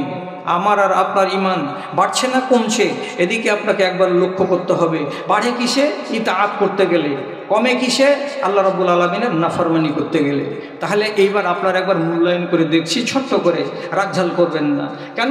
রাসূল করিম সাল্লাল্লাহু আলাইহি ওয়াসাল্লাম বলছেন ইন্নালিল ঈমানে সাহাবাতুন কা সাহাবাতিল কামারে।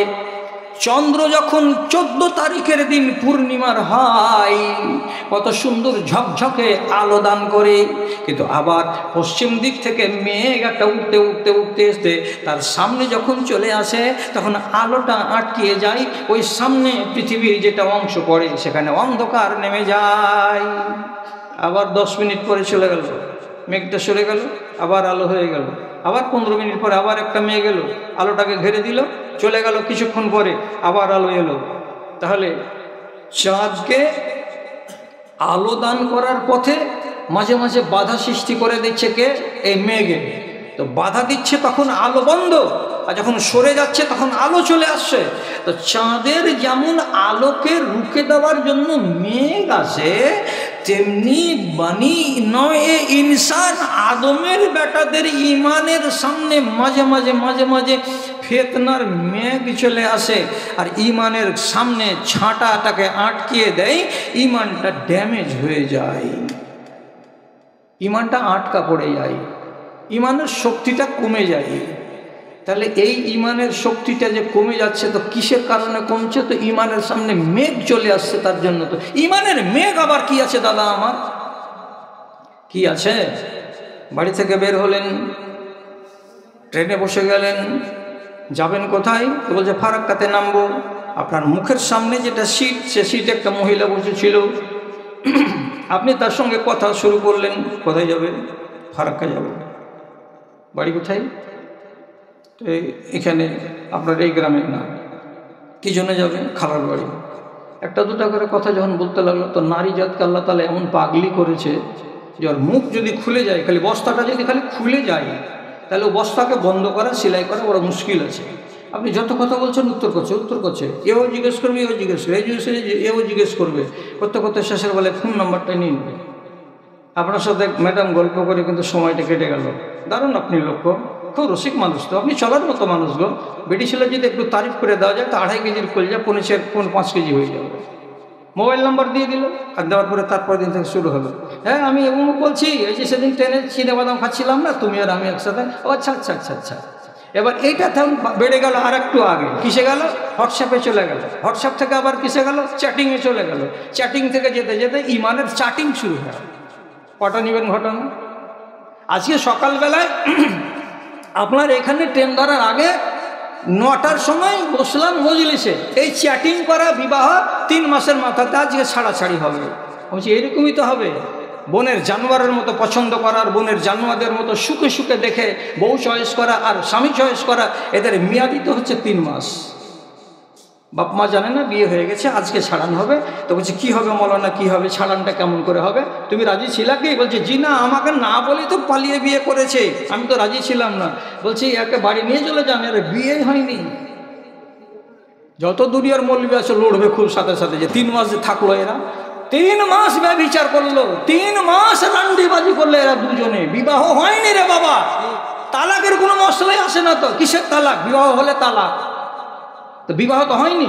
হ্যাঁ, বিবাহ করেছে ওরা কোর্টের কাগজে। 25 খান যদি কোর্টের কাগজ থাকে, আর বাপ যদি বলে আমি রাজি ছিলাম না, 25 খান নয়, 3 25 75টা কোর্টের যদি কাগজ থাকে যে আমি বিয়ে করেছি, এইসব ঠন ঠন, একটারও দাম নেই। আল্লাহর নবীর কথা যেটা, আইয়ুমা ইমরাতিন নাকাহাত বিগাইরি ইজনি ওয়ালিহা নিকাহুহা বাতিলুন বাতিলুন বাতিলুন। কোন মেয়ে যদি তার বাপকে না বলে নিজের ইচ্ছাতে বিয়ে করে, তার বিবাহ বাতিল বাতিল বাতিল। 3 বার বলেছেন নবীজি বাতিল। আর বিয়েই হয়নি তো তুমি ছাড়ান করে এসেছো কি? যা পেয়েছো বাসি তিসি মাল, এটাকে নিয়ে বাড়ি পারো তো অন্য জায়গায় বিয়ে দিও। তাহলে কিসের জন্য এগুলো হচ্ছে? আপনি কেন সীমা লঙ্ঘন করলেন? কি সীমা লঙ্ঘন করলাম? রাসূলুল্লাহ নিজের জামাই আলীর ঘাড় দিয়ে শরীয়ত বুঝাচ্ছেন কাকে? তো দেশবাসীকে, উম্মতকে। কি বলে বুঝাচ্ছেন? ইয়া আলী লা তুতবিন নাজরাতুন নাজরাতা। আলী, তুমি আমার জামাই, তোমাকে আমি বলছি, কোন একটা অচেনা রমণী যদি তোমার সামনে পড়ে যায়, একবার নজর দিয়ে দেখো, দেখার পরে দ্বিতীয়বার তুমি তার দিকে নজর তুলে তাকাতে যেও না। কেন? যে ফাইনালাকাল উলা, তোমাকে প্রথমবার আল্লাহ রাব্বুল আলামিন মাফ করে দেবেন। কি জন্য? যে এটা বেটা না বেটি, এটা নর না নারী, এটা চিনবার জন্য তুমি তাকালে। তারপরে যদি দ্বিতীয়বার তুমি তাকাও, তাহলে পরে তোমার চোখের দোষ আছে, তোমার মনের দোষ আছে। অতএব মনের দোষ যদি হয়, দ্বিতীয়বার যদি তার দিকে তাকাও, কিয়ামতের দিন তোমার চোখকে কিন্তু জবাবদিহির জন্য খাড়া হতে হবে। এত সুন্দর কথা থাকার পরেও আমি আর আপনি যদি এখান থেকে আজিমগঞ্জ সিটি জংশনে বসে ফারাক্কা পর্যন্ত ভদর করতে যাই, তাহলে রব্বুল আলামিনের আইনকে আমি বুড়া আঙুল দেখালাম। সুতরাং আমার মতো মানুষটার ইমান ড্যামেজ হবেই হবে, ইমান ভোল্টেজওয়ালা হবে না। কে মানবে কেউ? 2খানা যদি হাদিস বলি আপনাকে, তা আপনাকে জ্বর লেগে যাবে, এখানে টনটনে হয়ে জ্বর লেগে যাবে আপনাকে। জানলা এগুলো কথা মৌলবিটা বলছে কেন? এইরকম খাতারনাক মৌলবিকে আর আগামী দিনে ডাকিও না। একবারে সহি হাদিস বলছি আপনাকে, যদি জাল একটা কথা বলে রাখি, আল্লাহ আমার জবানকে কেড়ে নিবে, আমি জাল কথা বলবো না। রাসূলুল্লাহ বলছেন, লাউ আরাদা আন ইয়ালামা মা লাহু ইনদাল্লাহি ফালইয়ানজুর মা লিল্লাহি ইনদাহু। কোন একটা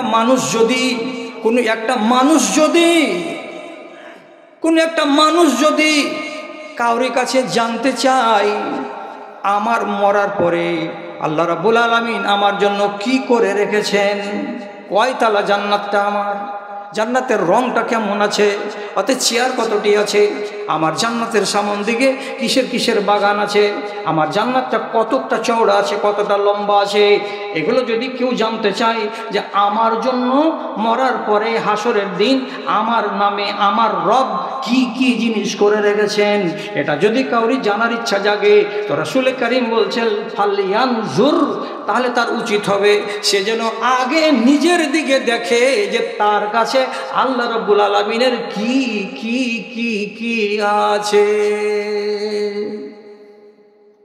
তুমি তো আল্লাহর দিকে দেখতে যেছো যে কি কি করে রেখেছো, তো আল্লাহ বলছেন আগে নিজের দিকে দেখ, আমার কি কি করে রেখেছিস, আমার কি কি করেছি। এবার আপনার দিকে নজর দিচ্ছি, আপনার দিকে তাকাচ্ছি। বিসমিল্লাহির রহমানির রহিম। আল্লাহ রাব্বুল আলামিন বলছেন, হারাম কাউরি মাল তুমি খেতে যেও না, হারাম মাল খেতে গেলে তোমার ইবাদত কবুল হবে না। এবার আপনার ছেলে বিয়ে করতে যাচ্ছে, তো বলছে 6 লাখ টাকা আগে নিব, নাহলে কবুল করতে যাব না, বরযাত্রী যাব না, বসবো না গাড়িতে। আপনি রাজি আছেন, ছেলে 6 লক্ষ টাকা নিয়ে শ্বশুর বাড়ি থেকে বাড়ি এলো বউ নিয়ে, আপনিও খাচ্ছেন ওই টাকা, বেটাও খাচ্ছেন ওই টাকা। তাড়াতাড়ি করে বলেন কাগজ আমি দিচ্ছি, টাকাটা হালাল না হারাম? লিচ্ছাকা হারাম। তাহলে আপনি আল্লাহর জন্য কি করেছেন? হারামের কারখানা খুলে রেখেছেন। তাহলে রব্বুল আলামিন তোমার জন্য ওই রকমই কারখানা খুলে রেখেছে, হারাম খাওয়া লোকের জন্য এই অবস্থা। এবার আর একজনের দিকে তাকাচ্ছে, এই তুমি যে জানতে চাইছো যে আমার জন্য আল্লাহ তাআলা জান্নাতে কি করে রেখেছে, তো আল্লাহ তাআলা নবী কি বলছেন, তুমি আগে নিজেদের দেখাও তুমি আল্লাহর জন্য কি করে রেখেছো। বলছে আল্লাহর জন্য কি করব, দিনে আর রাতে 24 ঘন্টাতে কমসে কম 2 বোতল করে ঢালি। বোতল খাওয়া লোক তুমি? যে হ্যাঁ, তোমার ব্যবস্থা করা আছে। এবার আর তোমাকে ঘাবড়াতে হবে না, তুমি আমার জন্য এই বোতলের সিস্টেম জারি করেছো, তোমার মেহমানি আমি আমার কাছে তোমার মতো করে রেখেছি। কি করেছেন রব্বুল আলামিন আমার জন্য? স্পষ্ট করে রাসূলুল্লাহ হাদিসের ভিতরে বলছেন, ইউসকা মিন নাহরিল গুতাতে, যত মদ ঢালা লোক আছে ছিপি খুলে দিলে গটগট করে গিলে নিলে গিলো গিলো গিলো গিলো। তোমার মতো লোক তুমি যেটা ভালোবাসো এইরকমই মেহমানি আল্লাহ রাব্বুল আলামিন করাবেন তোমাকে কিয়ামতের দিন। কোথায় পেলাম? সহিহ হাদিসে পেলাম। কি পেলাম হাদিসের ভেতরে? রাসূলুল্লাহ বলছেন জাহান্নামের ভিতর দিয়ে একটা নহর চালু হবে। নহরটা না হলো গুতা নহর, গুতা নহর কিংবা গাউতা নহর। নহরটা কেমন? তো জাহান্নামীরা বলছে রব্বুল আলামিন জাহান্নামের আগুনে পুড়তে পুড়তে পুড়তে পুড়তে কালি হয়ে গেলাম, এ সহ্য করতে পারি না জ্বালা। তার উপরে অতিরিক্ত জ্বালা হলো এই নহরের পানি, এর দুর্গন্ধ নাকে আসে, সইতে পারি না মালিক। এতে কি পানি আছে, কেমন পানি আছে, কোথা থেকে পানিটা আসে, এত গন্ধ করে কেন?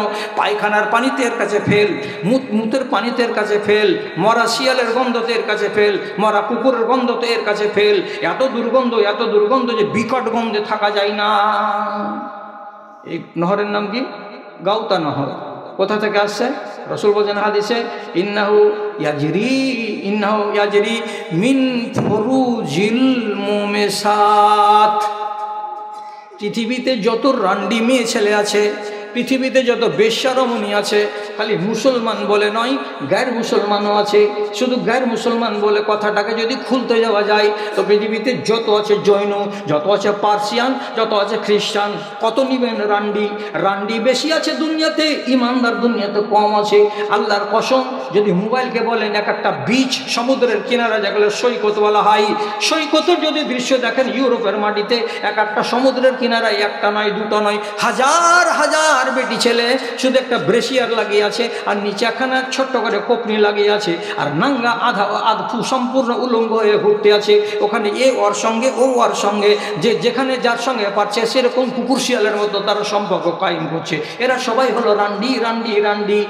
এদের ভেতরে যেমন আছে, আমাদের মুসলমানদের ভেতরে এমন রমণীরা আছে যারা বাইরে দেখাতে চায় আমি ইমানদার, কিন্তু ভিতরখানা তার ইমানদার নয়, পরকীয়াতে ভরা। লোককে দেখায় আমি ইমানদার, নমাজি ঘরের বেটি ছেলে, কিন্তু ভিতরখানা কিন্তু শয়তানের চালা। তারা থাকতে স্বামীও তারা অপরাধ করে, আর অনেক মেয়ে স্বামী নাই তার আগে অপরাধ করে। এরা হলো রান্ডি। এ সমস্ত রান্ডিরা কিয়ামতের দিন যখন জাহান্নামে জ্বলবে, রাসূল কারীম বলছেন তাদের শরম গাহ দিয়ে, তাদের লজ্জার স্থান দিয়ে জাহান্নামের আগুনে জ্বলাকালীন রস বেরিয়ে বেরিয়ে আসবে, ফোটা ফোটা ফোটা ফোটা ফোটা ফোটা করে রস বেরিয়ে আসবে। আর রসগুলো কোটি কোটি কোটি কোটি বেশ্যা রমণীদের রস যখন এক জায়গা দিয়ে যাবে, তখন সেটা ক্যানেলের আকার ধারণ করবে, নহরের আকার ধারণ করবে। আর ওই নহরটারই নাম হলো গুতা নহর। আর সেখান থেকে গ্লাসে করে আল্লাহর ফেরেশতারা চোঙ লাগিয়ে লাগিয়ে তুলবে। আর যারা মদ করছিল দুনিয়াতে তাদের মুখের কাছে নিয়ে যেয়ে বলবে, বাবারে তুমি এগুলো ভালোবাসতে, এই নাও মেহমানি তোমার জন্য করা আছে, এটা হলো ব্র্যান্ডেড কোম্পানির মাল, এটার নাম হলো 7 আপ, খাও। আপনি ফাইজলামি করিয়েন না শরীয়তের সাথে। আল্লাহ তাআলা নবী কি বললেন? নিজের জন্য কি করে রেখেছো যদি দেখতে চাও, তো আল্লাহর জন্য কি করে রেখেছো আগে তোমার বাড়ির দিকে তাকাও। আমি কি করেছি আল্লাহর জন্য? আল্লাহর জন্য যদি করা টরা থাকে তো ঠিক, আর আপনি কি করেছেন নিজের বাড়িটাকে? ওরে ওরে আল্লাহ রে, হঠাৎ করে কোনো টাকা চলে এলো, 2, 4, 10, 20, 30, 40 লাখ টাকা, হালাল হোক আর হারাম হোক, বাড়ি বানিয়ে দিলেন। 3 তলা বাড়ি, 4 তলা বাড়ি, 10টা 12টা কামরা। ছেলে কয়টাতে? একটা। বেটি কয়টা? তো 2টা। বেটি 2টা বিয়ে দিয়ে দিয়েছেন? হ্যাঁ বিয়ে দিয়ে দিয়েছি। বাড়িতে কে কাজে? বলি একটা বেটার একটা পোতা। তাও পোতাটার বয়স 7 বছর হয়ে গেল, আর পতিনও হয় না, পোতাও হয় না। তাহলে সংসারে কটা লোক আপনারা আছেন? আপনারা বুড়া আর বুড়ি, আর একটা বেটা, আর একটা বৌমা, আর একটা মাত্র পোতা। এইটি লোক কতটি ঘর করেছেন? আলেমরাই সাক্ষী দেবে। যদি ভুল বলে দিত আলেমরাই সাক্ষী দেবে। নবী করিম সাল্লাল্লাহু আলাইহি ওয়াসাল্লাম বলছেন, গুরফাতুন লিনাফসিকা, একটা কামরা হলো তোমার নিজের জন্য, আর গুরফাতুন লিজাওজিকা, আর একটা কামরা হলো তোমার বাড়িওয়ালির জন্য, আর গুরফাতুন লিজাইফিকা, আর একটা কামরা যদি হয় তো এটা মেহমানের জন্য, আর বেটা আছে শাওয়ালোক তার জন্য আর একটা কামরা হলো বেটার। তাহলে কটা কামরা হলো বাড়িটাতে? তো 4টা কামরা, একটা আমার বাড়িওয়ালির, আর একটা আমার বেটার, আর একটা হলো মেহমানের। 4খানা কামরা যদি থাকে, রব্বুল আলামিন বলছেন তোমাকে ধরা যাবে না। কিন্তু আপনার 1 তলা বাড়িতে, 2 তলা বাড়িতে, প্রত্যেকটা ঘরে ঘরে 50,000 টাকা দামের ছাপের খাটটাকে ঢোকানো আছে। হারাম নয়, এটা জায়েজ আছে, দোকান মানা নাই। কিন্তু প্রশ্নটা হলো এটাই যে সবটাই ঘরে বিছান কেন পাড়া আছে, প্রত্যেকটা ঘরে গদি কেন বিছানো আছে, প্রত্যেকটা ঘরে এত উঁচা উঁচা বালিশ কেন লাগানো আছে? কেন? রাসূলুল্লাহ বলছেন ওয়াল খামিসুল শয়তান, 5ম নম্বর কামরা যদি সাজানো গুজানো থাকে তাহলে কামরাটা হলো কার? তো শয়তানের। আমি যদি শয়তানকে থাকার জন্য বাড়িতে জায়গা করে দিই, তাহলে পরে আমার ইমানের, আমার পরিবারের ইমানের সত্যানাশ না হবে তো কার ইমানের সত্যানাশ হবে? আপনি বলুন। বাড়ি থেকে বিদেশ থেকে এসে বাড়িতে ঢুকবেন, ঢুকার আগে এখানে কলিং বেল বাজাচ্ছেন, যেমনি কলিং বেল বাজাচ্ছেন তো ভিতরে আওয়াজ করছে বাঁশুরিয়া এই পুকারে আবাল মা নদিয়া কে কিনারে, নদিয়া কে কিনারে। সালাম কোথায় গেল? বাড়িতে ঢুকার আগে কি করতে হবে? আপনার গেটের কাছে গিয়ে একটু ঠকঠকে দিতে হবে, আর দেওয়ার পরে কি বলতে হবে? আসসালামু আলাইকুম, আসসালামু আলাইকুম। 3 বার বলতে হবে আসসালামু আলাইকুম। বাড়ির লোক নিশ্চয়ই আপনার জন্য ঘর খুলে দেবে, আর যেমনি ঘরটা খুলবে পা যেমনি দিবেন সাথে সাথে আপনাকে দোয়া বলতে হবে, আল্লাহুম্মা ইন্নী আসআলুকা খায়রাল মাওলাজি খায়রাল মাদখালে বিসমিল্লাহি ওয়ালাজিনা বিসমিল্লাহি খারাজনা ওয়া আলাল্লাহি তাওয়াক্কালনা। যেমনি পাখানা ভিতর দিকে দিবেন সাথে সাথে শয়তান আর চেলা চামচা সবটি বলবে, এই উঠবে, হাট এখান থেকে হাট, কেউ থাকতে পারবি না এখানে। হাদিসে কি লেখা আছে? লা মাবিতা লাকুম, এখানে থাকার জন্য জায়গা পাবি না। কেন পাবো না? দেখলি তোর বাপ কি কহে ঢুকলো বাড়তে। যেমন কথা বলেছে এই কথাটা যে লোকটা বলে ঢুকবে, ও বাড়িতে জিন থাকবে না, ইবলিশ শয়তান থাকবে না, বাড়িটা ওখান থেকে খালি করে দেবে। তো বাড়িটা দেখে বাস করবে এইবার তো আল্লাহর রহমতের ফেরেশতা বাস করবে। আর আপনার বাড়িতে যদি রহমতের ফেরেশতা থাকে তাহলে বাড়িখানা ইমানের বাড়ি হবে। আপনি বলুন তো আমাদের দেশে মুসলমানদের কয়টা বাড়ি ইমানের বাড়ি? আল্লাহ হেফাজত করো আমাদের। ঘর যদি এতটি হয় তাহলে 4র্থ নম্বর কামরাকে বলা হচ্ছে এটা শয়তানের। তাহলে আমার ইমানের সত্যানাশ তো হবেই, কেন যে উপরতলাতে শয়তান তো ফুসকে দিতেই আছে। ও তো হলো আমাদের 1 নম্বর দুশমন ইবলিশ শয়তান, তাহলে তাকে কেন আশ্রয় দিলাম? তারপরে আরো বলছি, নবী করিম সাল্লাল্লাহু আলাইহি সাল্লাম বলছেন লাম ইউমার লানা আন নাকসুল হিজারাতা ওয়াত-তিন, হাদিসুন সহিহ। রাসূলুল্লাহ বলছেন আল্লাহ রাব্বুল আলামিন আমাকে এবং আমার উম্মতিদেরকে কোনো পাথরের উপরে কাপড় চাপাতে নিষেধ করেছেন, কোনো মাটির উপরে কাপড় চাপাতে নিষেধ করেছেন। কি বুঝলেন কথাটা? কোনো পাথরকে কাপড় দিয়ে সাজাতে আমাকে নিষেধ করেছেন, আর কোনো কাঠের যন্ত্রপাতিকে কাপড় দিয়ে সাজাতে আমাকে নিষেধ করেছেন। কিছু কিছু মুহাদ্দিস বলছেন এর মানেটা কি, যেমন কবরের উপরে চাদর চাপানো হয়, যেগুলো এদেশে কিছু কিছু লোকেরা করে। এটা কি করলাম? মানত মেনেছিলাম পীর বাবার কবরের উপরে একখানা চাদর দিব, তাহলে কি হবে? আমার মুসিবতটা দূর হয়ে যাবে। তাহলে কি করলে? চাদরটা কাকে দিলে? তো সেহানকে দিলাম, মাটির উপরে চাদর চাপালাম। আল্লাহ তাআলা নবী বলছেন এটা করা চলবে না। কোনো পাথরের উপরে কাঠের উপরে লোহা লাক্কড়কে কাপড় পরানো চলবে না, এটার ব্যাপারে আমাকে হুকুম দেয়নি। এখন আপনার হিসাব করতে যেয়ে বললাম, রাখবে তো এখানকার লোক অবশ্যই, আর সকালবেলায় মাওলানা জামালউদ্দিনকেও ঠাঠাইবে যে কি লিয়েছিলি তুই এটা। রাগিয়েন না, আমি হাদিসের বাইরে যদি বলি তাহলে রাগিয়েন, তাহলে আমার দুঃখ হবে না। তখন আমি মনে মনে বলবো যে আমি ভুল করেছি। আমি আপনাকে ন্যায্য কথাটাই বলছি। রাসূল কারীম সাল্লাল্লাহু আলাইহি সাল্লাম বলছেন এইগুলো জিনিস করতে আমাদেরকে নিষেধ করা হয়েছে। এখন আপনাকে জিজ্ঞেস করছি আদবের সাথে, হরগিজ মনে দুঃখ করবেন না। আপনার বাড়ি দেখতে গেলাম, বাড়িটা কি? জানালাতে আছে এই দামি পর্দা। তারপরে এদিকে দেখলাম ফ্রিজটার উপরে তাকে দিয়ে রেখেছেন দামি পর্দা। তারপরে দেখছি এসিটার উপরে সুন্দর দামি পর্দা। তারপরে দেখছি এলসিডিটার সামনে একটা দামি পর্দা। তারপরে দরজার সামনে দেখছি একটা 1200-1400 টাকা দামের দামি পর্দা। মেন গেটে দেখতে পাচ্ছি একটা বিশাল বড় পর্দা ঝুলছে, দামি পর্দা। এর উপরে পর্দা, এর উপরে পর্দা, এর উপরে পর্দা। আপনার আঙনাতে যখন বসলাম চা খাওয়াবেন বলে আপনি আমাকে ডেকে নিয়ে গেছেন, তো যে চাটা নিয়ে আসছে সেটা মহিলা চাওয়ালি, এটা হলো আপনার বাড়িওয়ালি। ওকে যদি দেখছি তো আল্লাহু আকবার, মাথাতে কাপড় নাই, গলাতে ফাঁসাড় লাগিয়ে আছে, শরীরের কিছু কিছু অংশ দেখা যাচ্ছে, আর ওই হালাতে হাসছে খেলছে আর চা বাড়িয়ে দিচ্ছে। কার সামনে? তো মাওলানার সামনে। ওরে আল্লাহর কসম খেয়ে বলছে আমার জাত ভাই, যার উপরে কাপড় চাপানোর কথা ছিল তাকে আপনি উলঙ্গ করে রেখেছেন, আর যার উপরে কাপড় চাপানোর সুন্নাত নয়, মুবাহ নয়, মুস্তাহাব নয়, ফরজ নয়, তাকে আপনি কাপড় দিয়ে সাজিয়েছেন। কত বড় জেহালতি করে চলেছি আমরা। যাকে লাগবে পর্দা সে পর্দার গর্দা উড়িয়ে বসে আছে, আর যার দরকার নেই তাকে আপনি সাজিয়ে দিয়েছেন লাখ লাখ টাকার কাপড় দিয়ে। তাহলে ইমানের সঙ্গে আপনি কি করছেন? খেলাধুলা শুরু করেছেন। এই ইমানের খেলাধুলা করবেন না। শেষ করে দিব কেন যে আমাকে আবার ট্রেন ধরতে হবে, যদি ট্রেন ফেল হয়ে যায় তাহলে কিন্তু জামালউদ্দিন মাওলানার খায়ের নেই। আচ্ছা ঠিক আছে, তো দু চারটা কথা আর বলে দিই। ইমান ফেরাউনের আছে এক আনা। কতটি বললাম? এক আনা। এক আনা ইমানে করলেন হবে না। আবু জাহালের ইমান আছে কয় আনা? এক আনা। এক আনা ইমানে করলেন পাবে না। ইবলিশ শয়তানের ইমান আছে কয় আনা? এক আনা। এক আনা ইমানে ইবলিশ শয়তান কামিয়াব হবে না। আপনারা বলবেন ইগলা আজব আজব কথা কেন বলছেন আপনি? ইবলিশ শয়তানের ইমান আছে? আরে মাওলানারা বলবে যে হ্যাঁ ইমান আছে। কেন? যখন আল্লাহ তাআলা ওকে জিজ্ঞেস করলেন তুই সিজদা করলি না কেন আদমকে, তখন নিজে কি বলছে? খালাকতানি মিন নারিন ওয়া খালাকতাহু মিন তিন। হে আল্লাহ, তুমি একে তৈরি করেছো আদমকে মাটি থেকে, আর আমাকে তৈরি করেছো আগুন থেকে। তৈরি করেছে কে? তো আল্লাহ। আল্লাহর নাম কি? তো খালেক। তাহলে ইবলিশ শয়তান আল্লাহকে খালেক বলে মানে। এটা কয় আনা ইমান হলো? তো বলছি এক আনা ইমান। বদর যুদ্ধের দিন সুরাকা বিন মালিকের রূপ নিয়ে মুশরিকদের সাথে খুব বাহাবা করছে, রক্ত হবে মন দিয়ে, আমি আছি তোমাদের পিছন দিকে, চিন্তা করবে না, আজকে মুসলমানরাকে ধুলা করে দিতে হবে, আমরা অনেক লোক আছি। তাই এদের খুব বাহুবল হচ্ছে যে যাক একটা কমরেডকে পেয়ে নিয়েছি, আমরা একটা নেতাকে পেয়ে নিয়েছি। ইতিমধ্যেই হঠাৎ করে তখন ওখান থেকে কেটে পড়লো, সরে যাচ্ছে, পালিয়ে যাচ্ছে।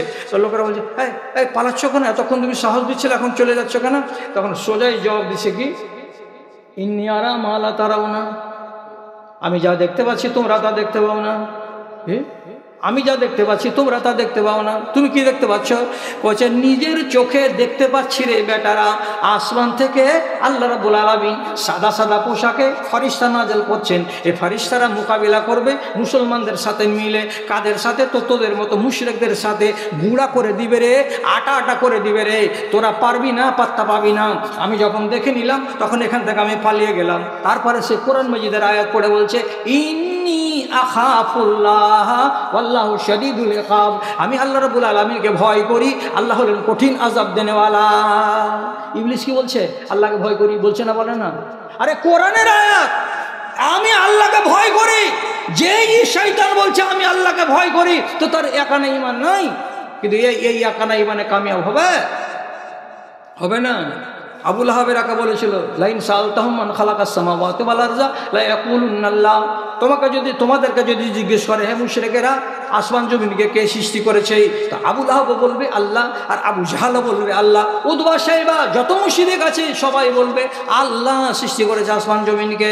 তাহলে আসমান জমিনকে সৃষ্টি করার ব্যাপারে এরা মুশরিকরা সবাই জানে যে একমাত্র আল্লাহ তৈরি করেছেন, কিন্তু তাদের ভেতরে শিরিক আছে, এই জন্য কামিয়াব নয়, ওরা সফল নয়। কিন্তু এক ঈমান আছে তাদের ভেতরে, ঈমানটা কতখানি? তো একানা, কল্যাণ পাবে না। ফেরাউন মরবার কালে বলছিল আমানতু বিল্লাযী আমানাত বিহি বানু ইসরাঈল। চিরদিন নিজেকে আল্লাহ আল্লাহ আল্লাহ আল্লাহ বলে এলো, আমি হলাম রব, আমি হলাম আল্লাহ। মুসা টুসা কোনো কিছু নয়। যখন ডুবতে লাগলো, পানি খেতে লাগলো, তখন রিজাইন দিয়ে বলছে যে আমি আজ থেকে আর আল্লাহ নয়, আল্লাহ ছেড়ে দিলাম, আল্লাহ আমি ছেড়ে দিলাম। আল্লাহকে বলছি ওইটাই হলো আল্লাহ, ওই আল্লাহর উপরে আমি ঈমান আনছি, যে আল্লাহর উপরে বানি ইসরাঈলেরা ঈমান এনেছে। তো রব্বুল আলামিন বলছে তোর মতন চোরটাকে আমি ঈমানদারের তালিকায় আনবো না। ওই জন্য আল্লাহ তাআলা বললেন জিবরিল মুখে কাদা ভরে দাও, দ্বিতীয়বার যেন মুখে বলতে না পারে যে আমানতু বিল্লাযী আমানাত বিহি বানু ইসরাঈল। আমি ওই আল্লাহর উপরে ঈমান আনছি যে আল্লাহর উপরে বানি ইসরাঈলেরা ঈমান এনেছে। কথা যেন বলতে না পাই, সে যেন ঈমানদার না হতে পায়। এখন মরবার কালে যদি আপনি শরবত খাওয়া ইমানদার হন, তাহলে এটা হলো ফেরাউনের ইমান। আর রাগ করিয়েন না, হাজারটা মানুষ এমন আমার জাত ভাইয়ের ভেতরে আছে, যৌবন কালকে হেলাই ফেলাই কাটিয়ে দিল। যদি নমাজের কথা বলে যে পড়বো জি, এখন বয়স আছে জি, পড়বো, দিনদারি ইনশাল্লাহ করবো, বেটাগুলোর বিয়েটা হয়ে যাক, আর এই আগামী বছরই হজে যাব, হজটা করে টরে যে আসবো কিনা, তো দাড়ি তার ফুট ঠাকাবো না, আর মসজিদ থেকে উঠে আসবো না, সব চাটাইকে ক্ষয় করে দেবো, বছরে 3 খান করে সব লাগবে মসজিদে, এত সিজদা দিব। কবে দিবে? ওই যে 50 বছর হোক তখন শুরু করব। এই ফাঁকিবাজ মুসলমান। একটা কথা শুনে না হলে ওয়াজ শেষ করো, ওয়াজ শুনলে ওয়াজের শেষ নেই, মাথা নেই। বুড়া হয়ে যেতে গেলেও হয়তো হুঁড়ে পড়ে পড়ে হয়তো সময় কাটিয়ে দিব আমি, কিন্তু আল্লাহ না করে যে আমি নিজের ভুল নিজে করে বসি। আল্লাহ তাআলা সূরা কাফের ভেতরে বলছেন, ওয়ামান নুআম্মিরুহু নুনাক্কিসুহু ফিল খালকি আফালা ইয়াকিলুন। যেদিন তোর বয়স 60 বছর হয়ে যাবে, আবার তোকে 1.5 বছরের শিশু বানাবো, তারপরে তোকে কবরে নিব, তার আগে নিব না। তো 60 বছর হওয়ার পরে আল্লাহ আমাকে আবার শিশু বানাবেন কেমন করে? তো বলছে তোর সাইজটা শুধু 5.5 ফিট থাকবে, বাদ বাকি সব শিশুর মতো বুদ্ধি হয়ে যাবে। কেমন বুদ্ধি? শিশু যেমন প্যান্টে মুতে দেয় তেমনি তুমি লুঙ্গিতে মুতে দিবা। শিশু যেমন পায়জামাতে ঝাড়া ফিরে দেয় তেমনি তুমি বিছানায় ঝাড়া ফিরে দিবা। তুমি চালা করতে পারবে না, তখন খালি কাঁদবার বলবা। কেউ যদি একটা রুটি দিত, কেউ যদি 4টি ভাত দিত। ছেলে যেমন মুখ ফুটে না, মাকে ভাত দেয় না, মাকে রুটি দেয়, শুধু কাঁদে আর কাঁদে, তেমনি তুমিও খালি কাঁদবা। তুমি খাবারবেলা খাবার, বিছানায় তুমি ঝাড়া ফিরবা। এমন অবস্থাটা হবে, তোমার দ্বারাই কিছু করা যাবে না। যদি একটু করা যায় তো মসজিদে তোমার নামে 2খানা চেয়ার রাখতে হবে, বিনা চেয়ারে তুমি নামাজ পড়তে পারবে না। তার জন্য ইমাম গাজালি রহমাতুল্লাহ আলাইহি বলছেন, দুনিয়ার মুসলমানেরা সাবধান হয়ে যাও, হুঁশিয়ার হয়ে যাও। তুমি যখন তোমার সময় আছে, বয়স আছে, হাতে বল আছে, শক্তি আছে, তখন তুমি তোমার কপালখানাকে জমিনে ফেলে দিয়ে আল্লাহ রাব্বুল আলামিনের দরবারের কাছে যাও আর আল্লাহকে সরাসরি ডাকওয়ার কথা বলো। আর যদি তুমি সময়টাকে অবহেলায় কাটিয়ে দাও, এমন একটা দিন চলে আসবে বসে বসে নামাজ পড়বে, কপালখানা জমিনে যাবে না, তখন চুলকাবে আর হাত চুলকাবে আর বলবে আল্লাহ রে নামাজ পড়ছি কিন্তু জি ভরে না। এরকম লোক নাই ওয়াদা করে রেখেছে যে বয়স তখন আল্লাহকে রাজি করব। বয়স হতে গেলে আল্লাহকে রাজি করার টাইম নয়, বয়স হতে গেলে দিন কাটাবার আর গত করার বয়স। রাজি করার বয়স হলো এই সময়টা, এই কালটা। আপনি অবহেলা করে নিজের যৌবন কালটাকে আর শক্তি যতক্ষণ আছে, শক্তি থাকা কালটাকে আপনি নষ্ট করিয়েন না দাদারা আমার। ইমানটাকে বরবাদ করিয়েন না। ইমান এমন একটা সম্পত্তির সম্পত্তি, এই ইমানটাকে নিয়ে যদি আপনি কবরে যান, ইনশাআল্লাহ আপনার আখিরাত কামিয়াব। আর এখন যে হালাতে বেঁচে আছেন আপনারা সব মুসলমান হয়ে আছেন। আর আমি জোরের সাথে বলছি, এটা আমার আজকের মতো শেষ কথা, মুসলমান হয়ে আমি কবরে যেতে কাউকে বলি না। আর কি বলি আমি? মুসলমানের এখানে ব্যাখ্যা হলো মুমিন হয়ে কবরে যাও, আর না হয় মুসলেহ হয়ে কবরে যাও। মুসলেহ কাকে বলা হয়, মুমিন কাকে বলা হয়? যে মুমিন লোকটা জীবনে কোনোদিন আল্লাহর সাথে অন্যায় করে না, তার নাম হলো মুমিন, কিন্তু আমল কম। আর একটা লোক বলা হয় মুসলেহ, ও জীবনে আল্লাহর নাফরমানি করে না, আল্লাহর ইবাদত করে, কিন্তু হাই কোয়ালিটির ইবাদত, নফলও করে, ফরজও করে, সুন্নাতও করে, আর পড়ে, রোজার বেলা তাও, নমাজের বেলা তাও, মানুষের সাথে ব্যবহারের বেলাও তাই, গরু বাছুরের সঙ্গে তাও, এই যে ইহসান করে। তো এইরকম লোকটা হলো হাই কোয়ালিটির ইমানদার। এই দুজন লোকের কথা আল্লাহ তাআলা বলছেন, বিনা হিসাবে তোমরা জান্নাতে যাবে। আর যারা মুসলমান হয়ে মরবে, মুসলমান কারা? নমাজের বেলা নমাজও পড়বো, চুরির বেলা চুরিও করবো। নমাজের বেলা নমাজ পড়বো, রমজান মাসে আল্লাহ তাআলাকে ডাকবো, আবার দরকার যদি হয়ে যায় তো হারাম জিনিস খেয়েও নিব।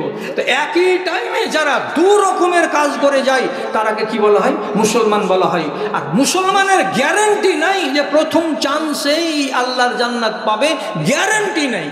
হতে পারে আপনার আমল বেশি হয়ে গেলে পাপটাকে চেপে দিতে পারে, তো জান্নাত চলে যেতে পারেন প্রথম চান্সে। কিন্তু মুসলমান হয়ে মরতে গেলে বেশিরভাগ মানুষকে 1 ঘন্টা, 1 বেলা, 1 মাস, 1 সপ্তাহের জন্য জাহান্নামে যেতে হবে। কাজে আমি বলি যে আপনি ইমানদার হয়ে কবরে যান, অর্থাৎ আপনি আল্লাহর নাফরমানি করবেন না। ইমানটা ছোট থাকতে গেলেও ছোট থাক, অসুবিধা কিন্তু নেই, ছোট থাক। ফরজটি মেনে চলছেন, হারাম কাজে আপনি নিজেকে জড়াচ্ছেন না, আপনি একজন ভালো ইমানদার হয়ে থাকেন।